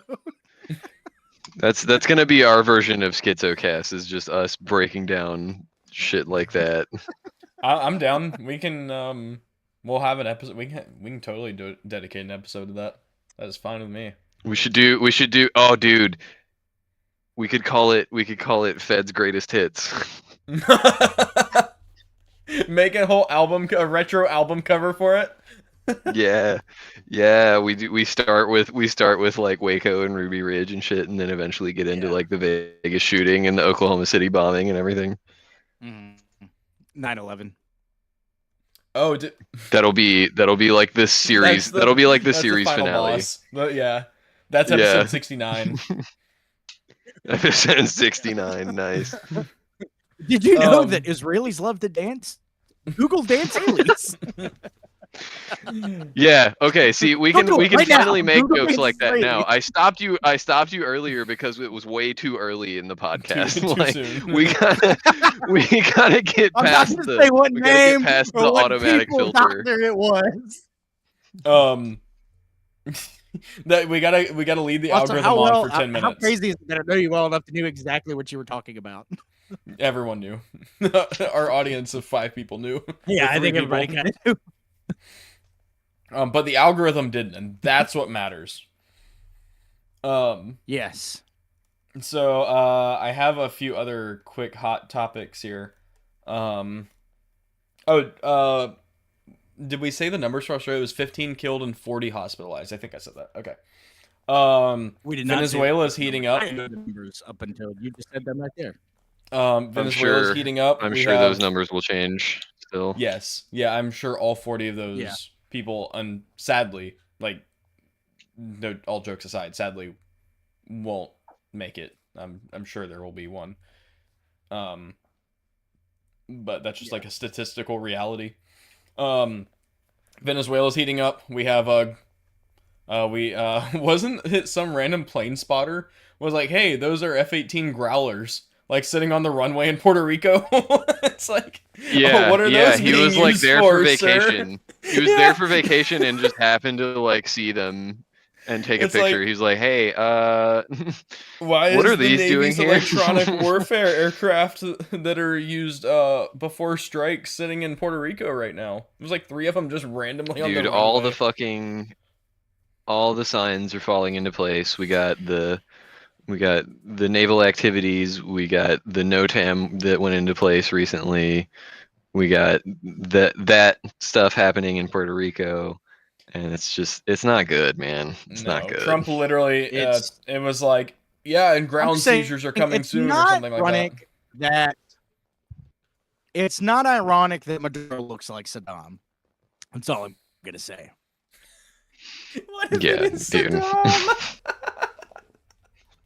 It's actually him with plastic surgery. It's literally just it's Latino Iraq. That's all it is. No. The CIA. The CIA. That's their greatest asset. They pulled him from the bunker before the army got him. Replaced him with a double. Extracted him. Sent him to Venezuela. And now he's the regime again. He's like the CIA's Porter regime.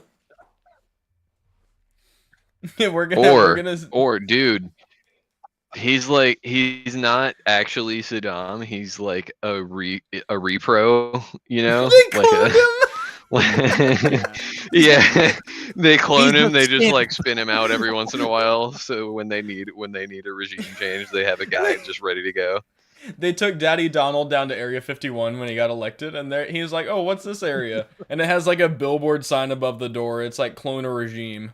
It's just you walk in and there's rows of Saddams. He's like the xenomorph, dude. They just mix him with a little bit of local DNA, and he creates a fucking dictator for them to use. Quality. Um. Oh. Did y'all see? I think I His theme shared it. song goes hard as fuck, though. You can't argue with that. That's true. That's true. Somebody sent that the other day, which was funny. What else happened? I'm looking at different topics I looked at earlier to talk about. Oh, did y'all see the video I sent you? We can talk about the vessel. We can talk about Do the what? particular incident that they are intending to use to impeach Pete Hegseth with. That happened in Oh off the coast of yeah. Venezuela. Wait. this is the first I'm hearing this. We'll do yours first. Yeah, we'll do yours first because yeah. Also, before you get into that, so the Navy admiral in charge of whatever the hell it is resigned. It's just like General Mattis all over again. We talked about that a few podcast episodes ago. Yeah. If you I realize you're watching this podcast, so you probably don't, but if you still think Donald Trump is the best leader for the military, you need to go and actually read all of Honorable John's resignation letter. Or just go read the Bible. And then that part too. Then you'll find that he might be the best leader if you support the Antichrist. Wait, is that a Peter Thiel joke? I hate the Antichrist. I hate the Antichrist. No, that was just me.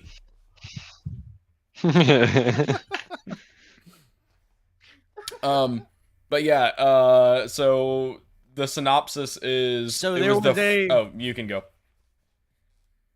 A lot of people are saying it was a fishing boat. It kind of looked like a fishing boat. But that's the problem is we don't know. It was. We don't know. Yeah, we don't.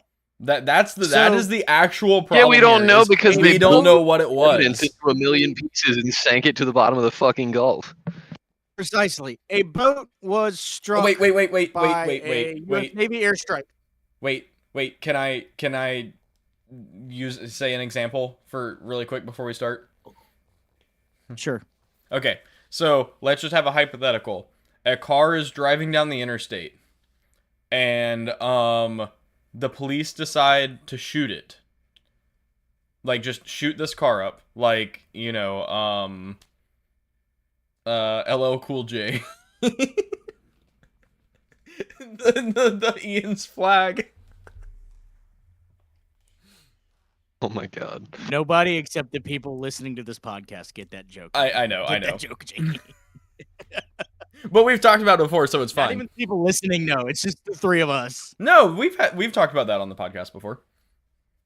But anyway, like Chris Dorner style. Like Chris Dorner's car is driving down the street, and then the cops just shoot it up in the middle of the city traffic. Then they realize that all the passengers didn't die, so they burn the car down with the passengers in it. Would we question? And they say they swear it was a drug car. Actually, the passengers get out of the car. Yeah. The passengers get out, and then so they kill them in the street and then burn the car down.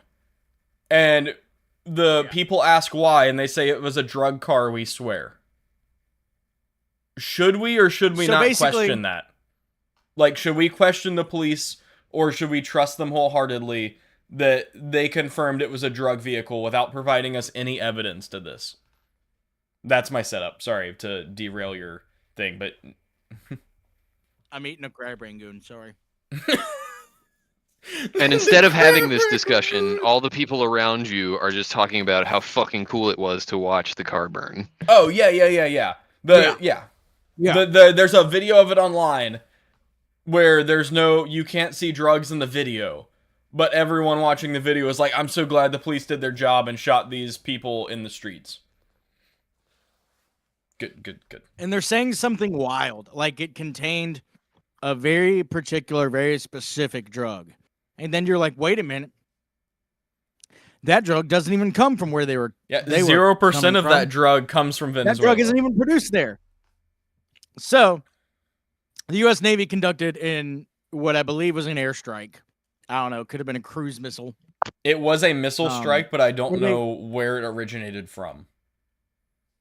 It probably originated off of a destroyer or some shit. But this boat, they, claimed, they were smuggling drugs. Well, they blow the boat up. A few people make it off and swim away. And are, in the water, very clearly treading water for their life. What does the Navy do? What do you think the Navy does? Comment down below. They rescue the survivors, just like all navies have done for thousands of years. Which is, by the way, a war crime to kill survivors. Yes. Well, the Navy decides, fuck it, do it again, and sends in another airstrike or what have you to kill the survivors. Wait, now, so you're saying the U.S. Navy killed the survivors? Even though we just said killing survivors is a war crime? I'm just reporting what I see on the news, big dog. I don't know shit about fuck. Wow. So, not a great look. One question about this. The Pentagon and the Secretary of War's official response, the DoD, is that they were acting in self-defense, which that argument might work. Wait, it sounds like the police. It sounds like my fishing have boat. some validity if it was an armed interdiction team on a boat or a SEAL team on a boat. The self-defense argument might have actually worked and held some weight. Maybe. But it wasn't. It was a fucking airstrike. And so you're going to tell me that whether it be a cruise missile from a ship or a strafe run from a helicopter or, a missile from a drone or a plane, you're going to tell me that these people swimming in the water posed a threat to you. Sean, you don't understand. He may possibly have had an AK-47 he could have shot 25 miles with and scratched the paint of the U.S. Arleigh Burke. So, now they're using people ask, well, why? What about that boat in particular? Why was it fired upon? Oh, it was trafficking fentanyl coming from Venezuela. Allegedly. That's what they said. Flat out. That's what they said. I want you to do some just base level research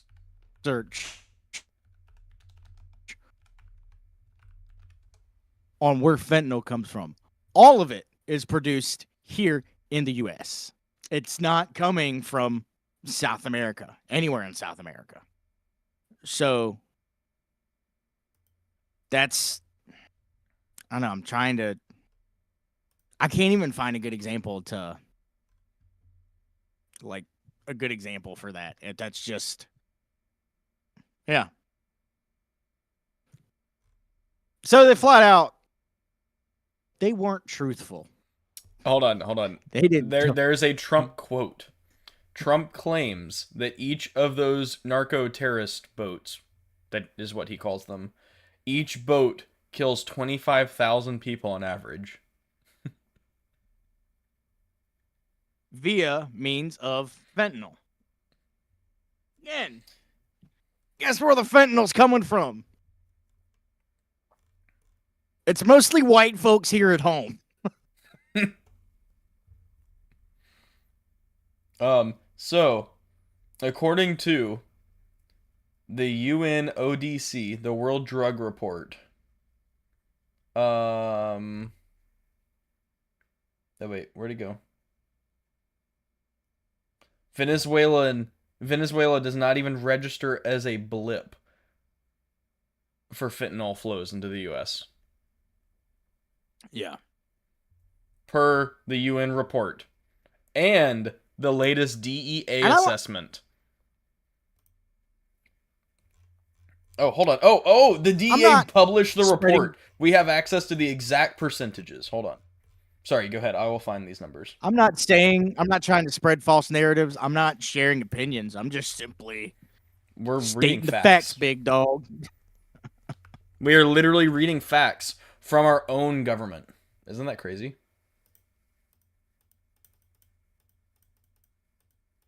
Sorry, I'm trying to find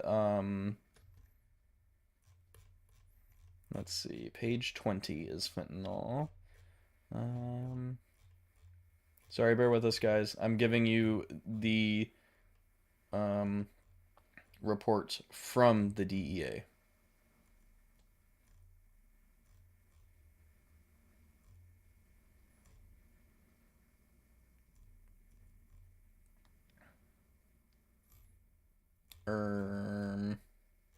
Oh, it gives like, hold on. Fentanyl, heroin. Oh wow, they actually have interstate maps of fentanyl arrests in the U.S. Um, that's wild, actually. And let me guess, they were all in the U.S. and none of them were in Venezuela. Well, this is the UN. This is not the UN report. This is the DEA assessment, so it might not actually break down which country. But let's just say this: California and Arizona have the highest, along with New Mexico, Texas, Colorado, and Oklahoma. None of those border Venezuela, guys. just saying. Yeah, it does. It looks like the DEA report does not break down the country list by like a percentage that I was hoping for. But the UN report does, but that's a much bigger report that I'm not going to sit here and take up our time scrolling through. You can find these, by the way. I literally just found these on USAA Today, or USAA. USA Today has has an article USAA. about this exact topic we're talking about with the receipts from the with multiple sources, links, Hegseth's quotes, Trump's quotes, as well as the actual reports from our own government and from the UN.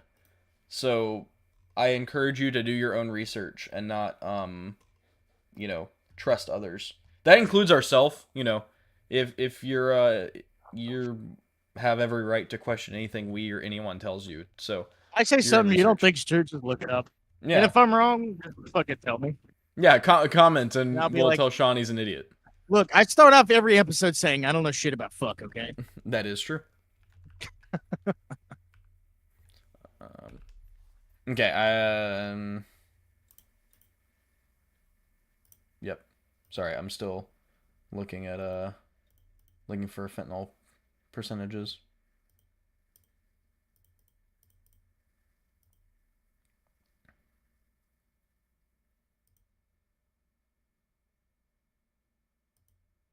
Flexing the poverty shit stick. Oh, do you want to tell them about it? Not in particular, no.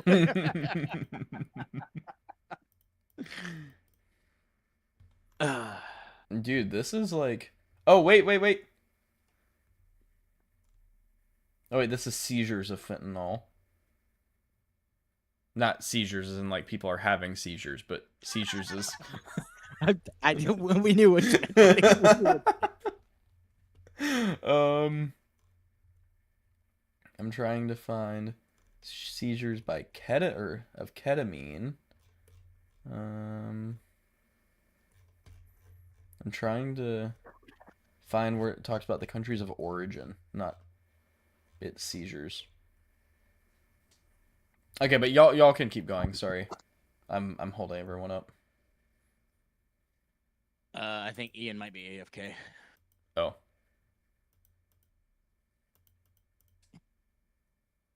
Ian, hello. Hello. Bing, bing, hurrah. Okay. Well, all this information is public. Look it up. Don't trust others, especially your government. Oh, did y'all see the thing? Was it Pam Bondi? I think it was Pam Bondi or Christy Noem. One of them were went on an interview and said, "Don't trust your government," and they're like, "That's you." That was probably Pam Bondi. Christy Noem is still still like towing the party line. Hold on, I need to make sure that I'm not spreading false information and the meme wasn't a joke. I don't think it was because I think I checked it. Fake news. Yeah, sorry. Fake I had to news. take my Trust dogs me, out. believe me, I know everything there is to know about fake news. Our news is You the best, fake the news. truest. Oh yeah, it And was you know what? Christine. Since It we're was on the Christy subject, Noam. send No, 15 Noam. million to Israel. Christy Noam, whatever her dumb name is. We can't trust Christy the government Noam, anymore. Interviewer, you are the government. Christy. Girl, Yes, you are the that's government. what I'm saying. Go to OEF Nation. He has the picture. It's also crazy because, like, I don't know if you've seen the Senate hearings where they're like, I'm pretty sure this was fairly recently, where they were like, so, you're aware it's illegal to deport U.S. citizens and U.S. Yeah, veterans, correct? she's like, we've He's never like, deported we have not anyone. deported U.S. citizens, And US he's veterans. on the And then the FaceTime guy's call. Like, well, I got this guy and this guy and this guy. Did you see? But he's actually on the FaceTime call, and he's like, "Well, today we're joined by who you deported him to South Korea, a country he has not been to since he was 8 Who years served old, in the army during Operation Just Cause in Panama? Who is and had a Purple if I'm not Heart." mistaken, yeah, he was a Purple Heart awardee, meaning he quite literally shed blood He for was this like, fucking nation. For you. in the interview, he was like, "So, do you not agree, or can you look into this? Because he literally sacrificed his well-being for our country." And she's like, "I can guarantee you, I'll look into it." But it was just some way he brought receipts. He said it. And she was Let me like, get on one of those betting apps. What do we think she's? Should we think she's gonna look into it? Nah. What's the over under on that? "Poly market." Yeah, that was the best part. Just talking about that, and she's like, "We have never done." And then she had the audacity. She was like, "Well, I fully respect any service member that has followed the laws of this country," or something like that. It's like, okay. So you're gonna deport him to a country that, yeah. Like, okay, cool, but that's a really weird thing to just Yeah. come out and say unprovoked. You And know? didn't she have someone sitting next to her, like some soft, like war hero? I thought I saw something in the comments that she had. Hold on. Oh.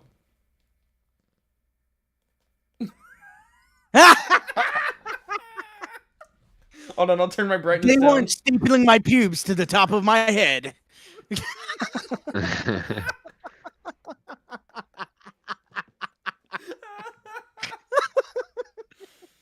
Oh. Oh man. Oh, we need to We talk need to do a about. collab episode with Art and War, dude. We have to. We do. Oh, U.S. Admiral leading U.S. troops in Latin America steps down. We talked about that already. Yes. Oh, look at this.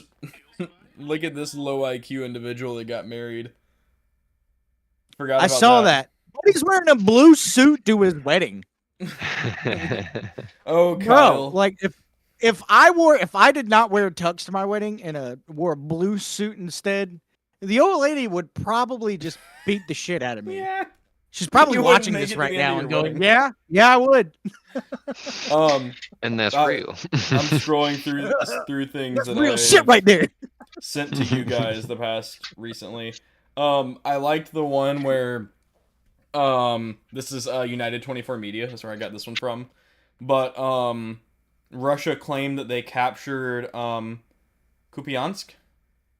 And so there was some denial. Like Ukraine was like, "No, you didn't." And then Putin literally invited journalists to come see how Russia captured it. And Zelensky shows up and does a photo op. 1.5K from the front line. So I was like, "Oh, that's pretty smooth." You ain't capture shit. Or excuse me, 1.15K. So within sniper distance and 500 meters from the gray zone. I thought that was hilarious. And then here's the thing that I was actually looking for. The United States is threatening additional sanctions against the International Crime Court. the same court that was established to protect individuals from war crimes. It was founded after World War II. And Trump has personally sanctioned in February, and they've been sanctioned since, the judges that are actively holding certain prime ministers or have an arrest warrant out for certain people. Yeah. You talking about Yep. how People from a certain government in the Middle East. Yeah. You're talking about Yep. how a certain prime minister is. Oh wait. Hold on. Before you say it, let me just read. I'm not gonna say what name, what race, what people the doctorate was. No. I'll read it. Trump. Trump. Hold on. I'll just read this, and I will read this. Yeah, I'm just reading. This is no opinions, no nothing. The United States threatening additional sanctions against the International Crime Court and its officials in The Hague. I don't know. Unless it agrees to at least 3 demands, Hague, yeah. including issuing amendments to its founding document to ensure it cannot launch future investigations into Donald J. Trump and top officials of the Trump administration, dropping its ongoing investigation into Israeli Prime Minister Benjamin Netanyahu and other officials over the Gaza war, and finally ending an early probe of U.S. forces over their actions in Afghanistan. Now, why would you go? How peculiar is it to be like, yeah, don't investigate me in the future? What kind of plans you got? What do you plan on doing in the future? I would What also an just like odd to say thing to say. that from my understanding, this is not my opinion, this is just how I understand the situation. This is from specifically the Trump administration. And what these sanctions imply is these judges, these individual judges were targeted. So it's not like the ICC as a whole. It is these specific judges that are doing this, which, once again, the ICC was founded post-World War II, and they are specifically the court that brought the Nazis to justice as far as their war crimes, the ones that actually escaped. Think Nuremberg trial. Yes. Allegedly. Yeah, allegedly. And these judges are specifically being sanctioned by the US, by the Trump administration, by the US government. And what that means is these individuals, not a company, not an organization, not a country, like how most sanctions work. Like Russia right now is still under US sanctions. They can't purchase certain things from the US and US affiliates. It gets complicated. But the ICC judges are specifically sanctioned by the US to not use or buy, sell any US products. That means no banks, no PayPal. The US judges were specifically saying they are barred from using things like PayPal. Their banks have frozen their assets. Any banks that have any ties to the US have frozen all of their assets. They can't access their money. Phones, you name it. Can't use an iPhone. It's a US product. That's what. So essentially, I mean, it's sold in essentially, the US, but we all know where it's made. The United States has leveraged our political soft power to unperson these people. Yes. In practical terms. They have no rights as people. And bear in mind, these are neutrally appointed judges. I believe it's in Switzerland is where the ICC is headquartered. Is that correct? It's in The Hague, which is in the Netherlands. Netherlands. Okay. So that's where its headquarters out of. This court does not belong to a country. It is specifically a neutral being court that investigates any and all countries for war crimes. Hence the name international. Yes. Yeah, and to the point that, like, this isn't just like, legal documents say that they're an impartial international body. No, the physical ground that these places exist on is designated as international territory. Yeah, products. And in many cases, you don't have to kill them or imprison them if you can make their life essentially unlivable. And don't think, guys, that like, oh, well, it's fine, just don't use U.S. products. That's not really how that works. In many cases, they have been dropped or are barred. If I remember in one of the interviews, like they can't even stay in hotels. Like most hotels have barred them from staying because they're affiliated with like US brands and products and are too scared to touch it. Major shareholders whose majority shareholders are U.S. based. Yeah. That doesn't just mean U.S. companies. Yes. Right. You know, for instance, And you know, also, any company actually, that I was going to say feels, Tesla, but I don't know. I think that is actually a U.S. company. Never mind. It is a U.S. company. yeah, and Okay, any never mind. company Don't that listen to what I feels say. that they stand to gain from doing business with the United States or Yeah. continuing to have the legal ability to do so. It doesn't even have to be a U.S. company. It could just be a company too afraid to, piss off the U.S. government or other companies in the U.S. So, yep. It's pretty disheartening. It's pretty sad. I know we talked about just a few minutes ago. Sean was like, if you watch this podcast, then you're probably not thinking Trump is a great leader or something like that. This just continues to double down on that. These are the Trump administration is targeting these individuals because they don't like their rulings, their neutral ICC rulings.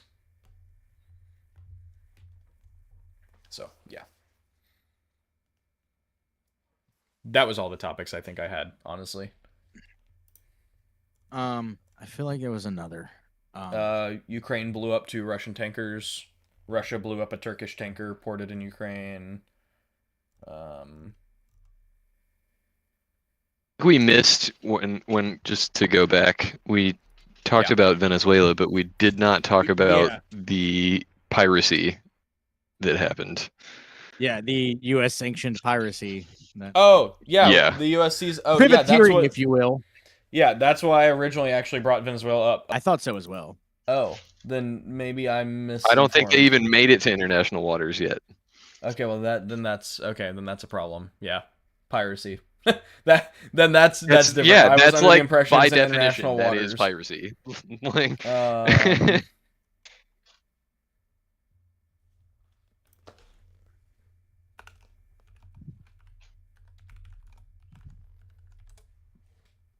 I don't think you're seized. I'm looking.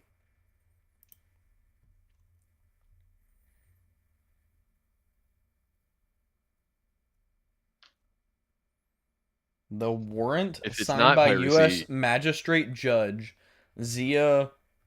Wait, so that's how that works? A U.S. what? Magistrate Judge signs the seizure orders? That's how that works?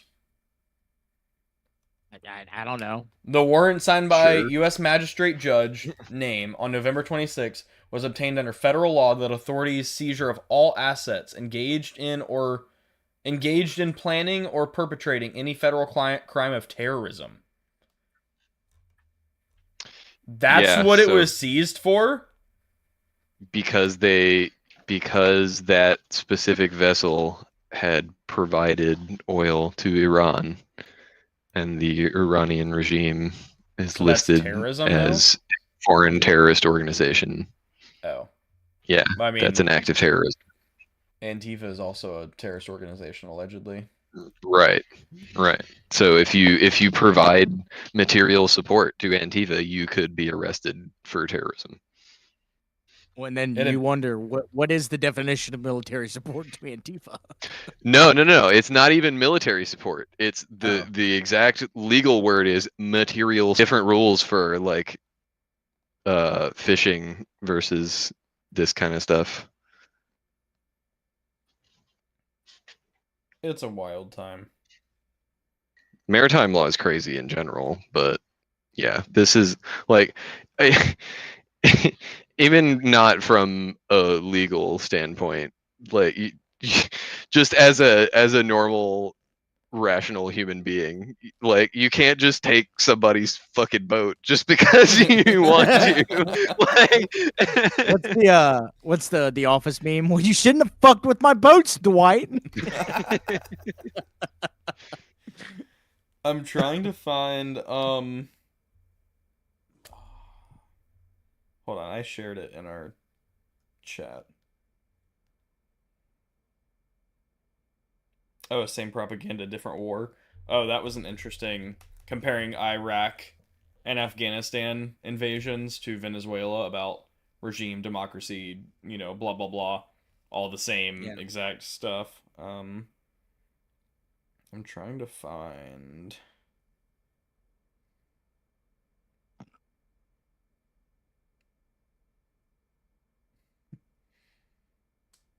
What are you trying to find? there was a specific article that talked about, how do I say this without going off the rails? Why? Oh, wait. I'm Iran. sure Of they course. did. Yeah, it definitely And had of nothing course, to do with. Iran is 3 weeks away from completing the program. Yeah, I'm sure it had Um, nothing to do with the guy that was there who just happened to be the author of an op-ed about how, it's completely morally and legally justifiable to attack Iran and all of that stuff. Yep. Did y'all see? Yeah. This is something I read. I don't have evidence or proof of this. That allegedly a CIA whistleblower came forward and said the reason that Trump bombed Iran is because Israel told Trump that if they didn't bomb Iran, Israel was going to nuke them. Yeah. Yeah, I did see that, and that's very worrying. Yeah. Just the fact that even if it's not true, the fact that someone was willing to put that narrative out there Yeah. is concerning. And then just remember there's only one country that is a public secret that has nuclear weapons but has not signed a nuclear weapons treaty. Just remember that. Yeah. And once Go again, watch the movie disclaimer: Summer we are Walkers. not anti-Israel by, we're not we're not anti-Jew. Just to double down on this once again, we're specifically talking about the state of Israel and its countless friends that are Jews that I love to death, and I mean that speaks for itself. But that just sounds like I have a black friend. But to say that being critical of the nation of Israel is anti-Semitic, that's completely asinine. I'm critical of the Catholic Church. Does that, am I Sean, you hate Catholic people? Like critical Catholic Church because they have a very seedy past and even a little bit of their present. But don't like black people then? But Obama was the Antichrist.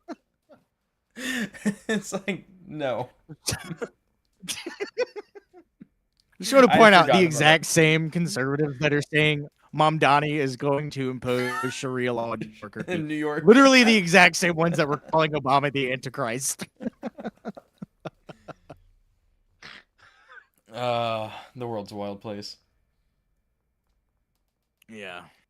I will say though, hearing the 50 million dip across Fox News has been fucking hilarious. Trying to hear those people pronounce any Arabic, even remotely Arabic sounding name is really funny to me.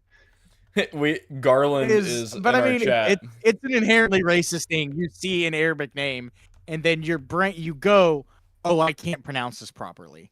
And it's a very simple. I mean, don't get me wrong. There are some Arabic names that are kind of hard to pronounce, if you don't speak Arabic.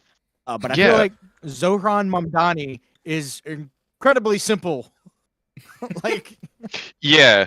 I feel like it's fine. His name, it's fine if you try and you just can't get the accent or the inflection quite right. But when you're just straight up like adding letters or rearranging letters and doing all kind of crazy shit, like you're just stupid. I mean, Curtis, or you're trying to mess it up on purpose. Curtis Lewa, up until the day was like Zohan. Don't mess with the Zohan.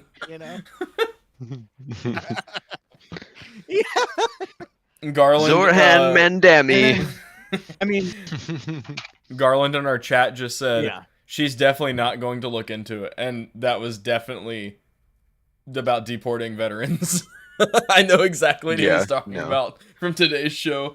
He's just not. She's gonna look into it, and when she looks into it, it's gonna be to see how they can do it more and faster.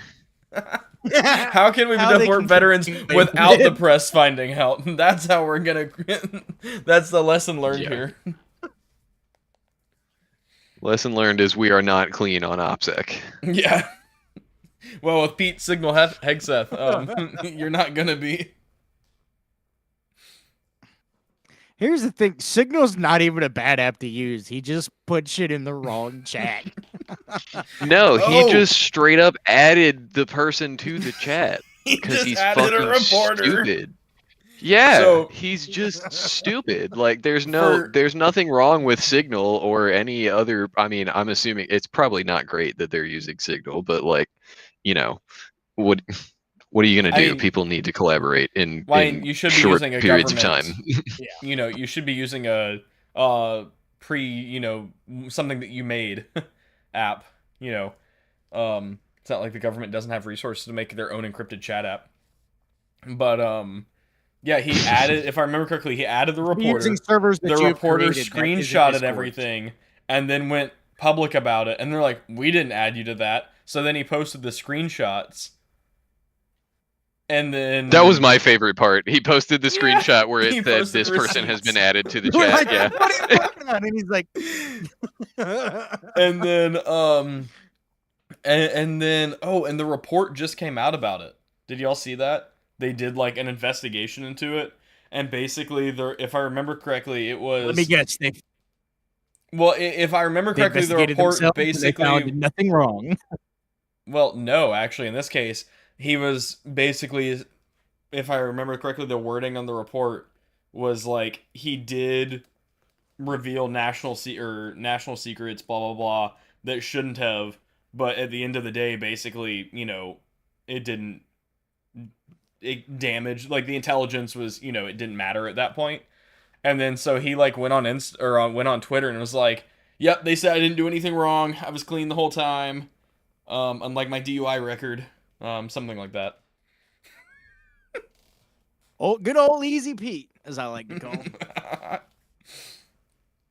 And this one, but anyway, he says, "You know anything about the Ukrainian sniper that made an over-the-horizon shot a few weeks ago?"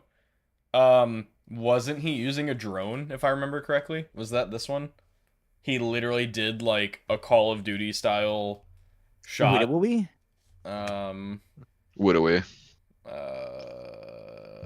I'm sorry, I'm insufferable sometimes.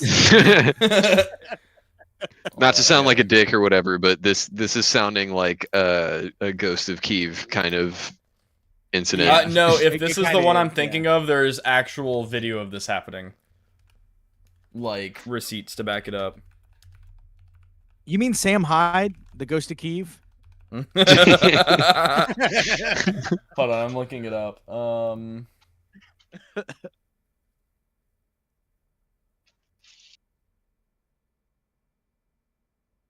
Three. How tragic. Hey, hold on, I got some you can have. I got Sean. some 20s left if you want one of those. Yeah. I got some 50s. Jamie, I have that can you gave me, and I've not even fucking touched it. Okay. I'm genuinely terrified to actually use one of Will those. you please? We will do a podcast episode, and I just need you at the beginning of the podcast to show the people you putting it in. And I Oh my want to. God. I want to see what happens. I'm like actually afraid because I don't do nicotine. I've never done nicotine in my life, so I feel like that's gonna just fuck me right up.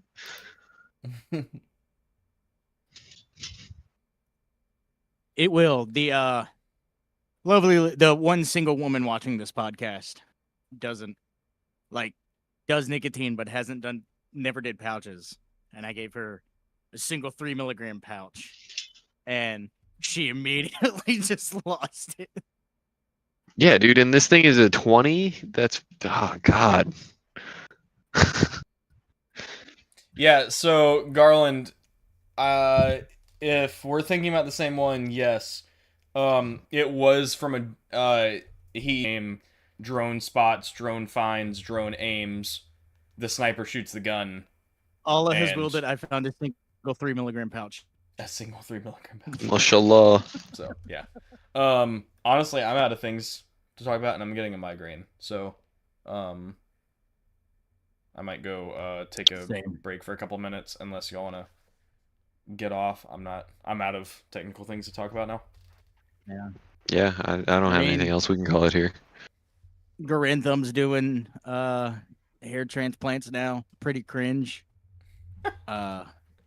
Be a man, go bald.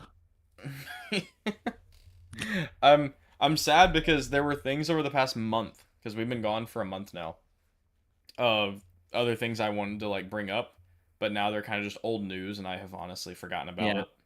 So And they've been talked into the ground, like the DC incident. The shooting, yeah. that's kind of been talked into the ground at this point. we talked about it, but yeah, that happened since our last podcast. National Guard shooting. We know about it. Or y'all know about it. Or if you or someone you know is involved in some crazy shit, we'll have you on. We're particularly looking for people who are involved in conflicts that are not talked about a lot in the mainstream news, like Myanmar or anything like that. Yeah, or Myanmar especially. I would love to talk to somebody from the Free Burma Rangers. That would be really cool. Yeah, Myanmar straight is incredibly underreported. Or it just straight up, if your grandpa has war stories and wants to get on and talk to us about them. We did not talk about Sudan at all. That happened since the last podcast too. What in particular about Sudan? There's a lot of shit going on in Sudan. Was there? Did we talk about the RSF and all that shit on the last episode, or was that just when to one of you or you? Yeah, that gives you an opportunity to get up to speed as well. Yeah, I'll do a little bit of research on it. It's not great, and I don't want to bum everybody out before we go to bed. You guys. Yeah.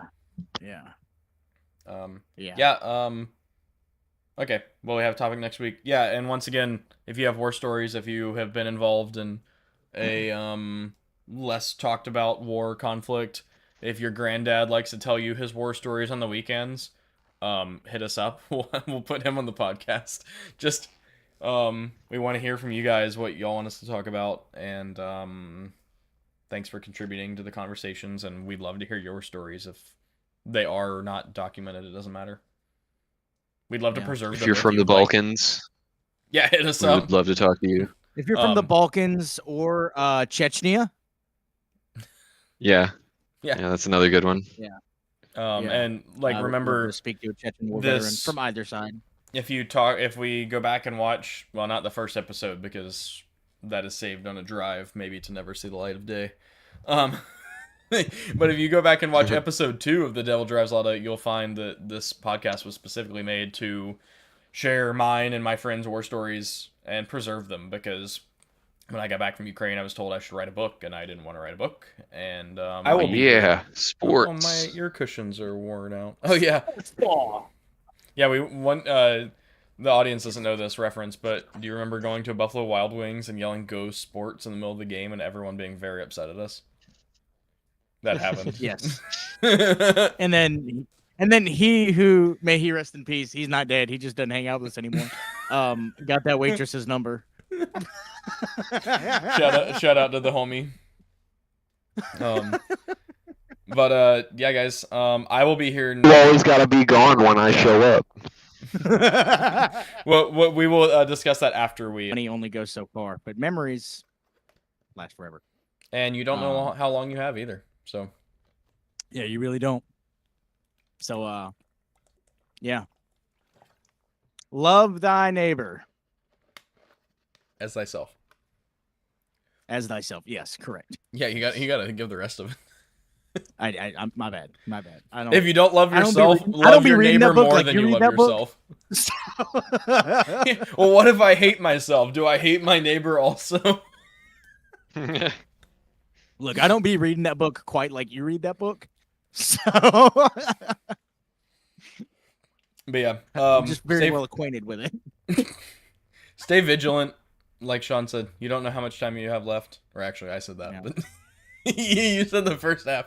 You don't know how much time you have left. Be vigilant. Don't get caught in situations that you don't know how to get out of, and take care of yourself and others, and love each other.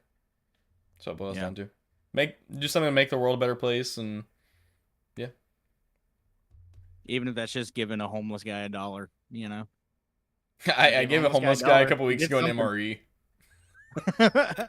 And you know what? That's an incredible act of kindness, dude. That dude had a whole meal.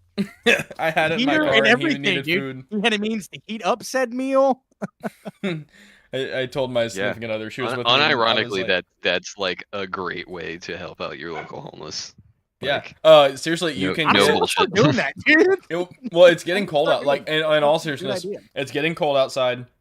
You can get a case of MREs for about $35 to $40 on Amazon. It's 12 of them. Do the math. That's what, like $3.50 an MRE Yep. after taxes or shipping or whatever. It's like not a lot of money. You could financially probably do that. If not, then that's okay. But consider that. And I It's know getting cold everybody. outside. Don't be a dick and go handing out those fucking humanitarian daily rations, dude. Oh Yeah, yeah. That's just rude, Don't give the 2,000 calories in a brick, please. dude. That's an asshole move. And Like, then go complain because he throws it at you, because I'd probably do the same thing. So just yeah, You don't have to enlist in the military or volunteer in Ukraine or volunteer in a foreign nation to make a difference and be. you can good make a person. difference You at can, home. You can do it on your streets. Yeah, you can just And go to that's a coming. homeless shelter. It's cold. Maybe you have some warm clothes you don't use. Go take them to a homeless shelter. Donate them. Yeah, that's coming from two people that have done the previously Have done stated those things. very things. You don't need. So- You don't have to do that. If you want to make a difference, you can do it. Yeah. Without going into war. Yeah. It's getting cold outside. yeah. And the results will be more immediate and visible Yeah. to you, even. Yeah. Volunteer. Do some stuff. You won't have cool war stories to tell, but I mean, cool war stories are kind of overrated sometimes. So Yeah. You get the stories, and you have Yeah. to see them at every the time you cost of close your shitting eyes. your pants, you get a cool Yeah. story to tell. Yeah, you don't have a cool story to tell, but you also have to see it every time you close your eyes. Yeah, it doesn't include trauma. Yeah. All right, everyone. Thanks for watching. I appreciate you guys. Thanks for interacting with us today. We actually had quite a few viewers today, in and out. Yeah. Some of them were not even American, as Sean spoke earlier about. So I appreciate you guys. Yeah. Thanks for watching. Reach out if you need anything. Reach out if you need somebody to talk to. You all have us on Instagram. And we'll see you next week. But if not, for some horrible reason, Merry Christmas, and we'll see you probably, I guess, before the end of the year. So yeah. Peace Have a and good one, guys. love. Stay safe. Stay Hey, vigilant. bye. Bye. Bye. Have a wonderful time.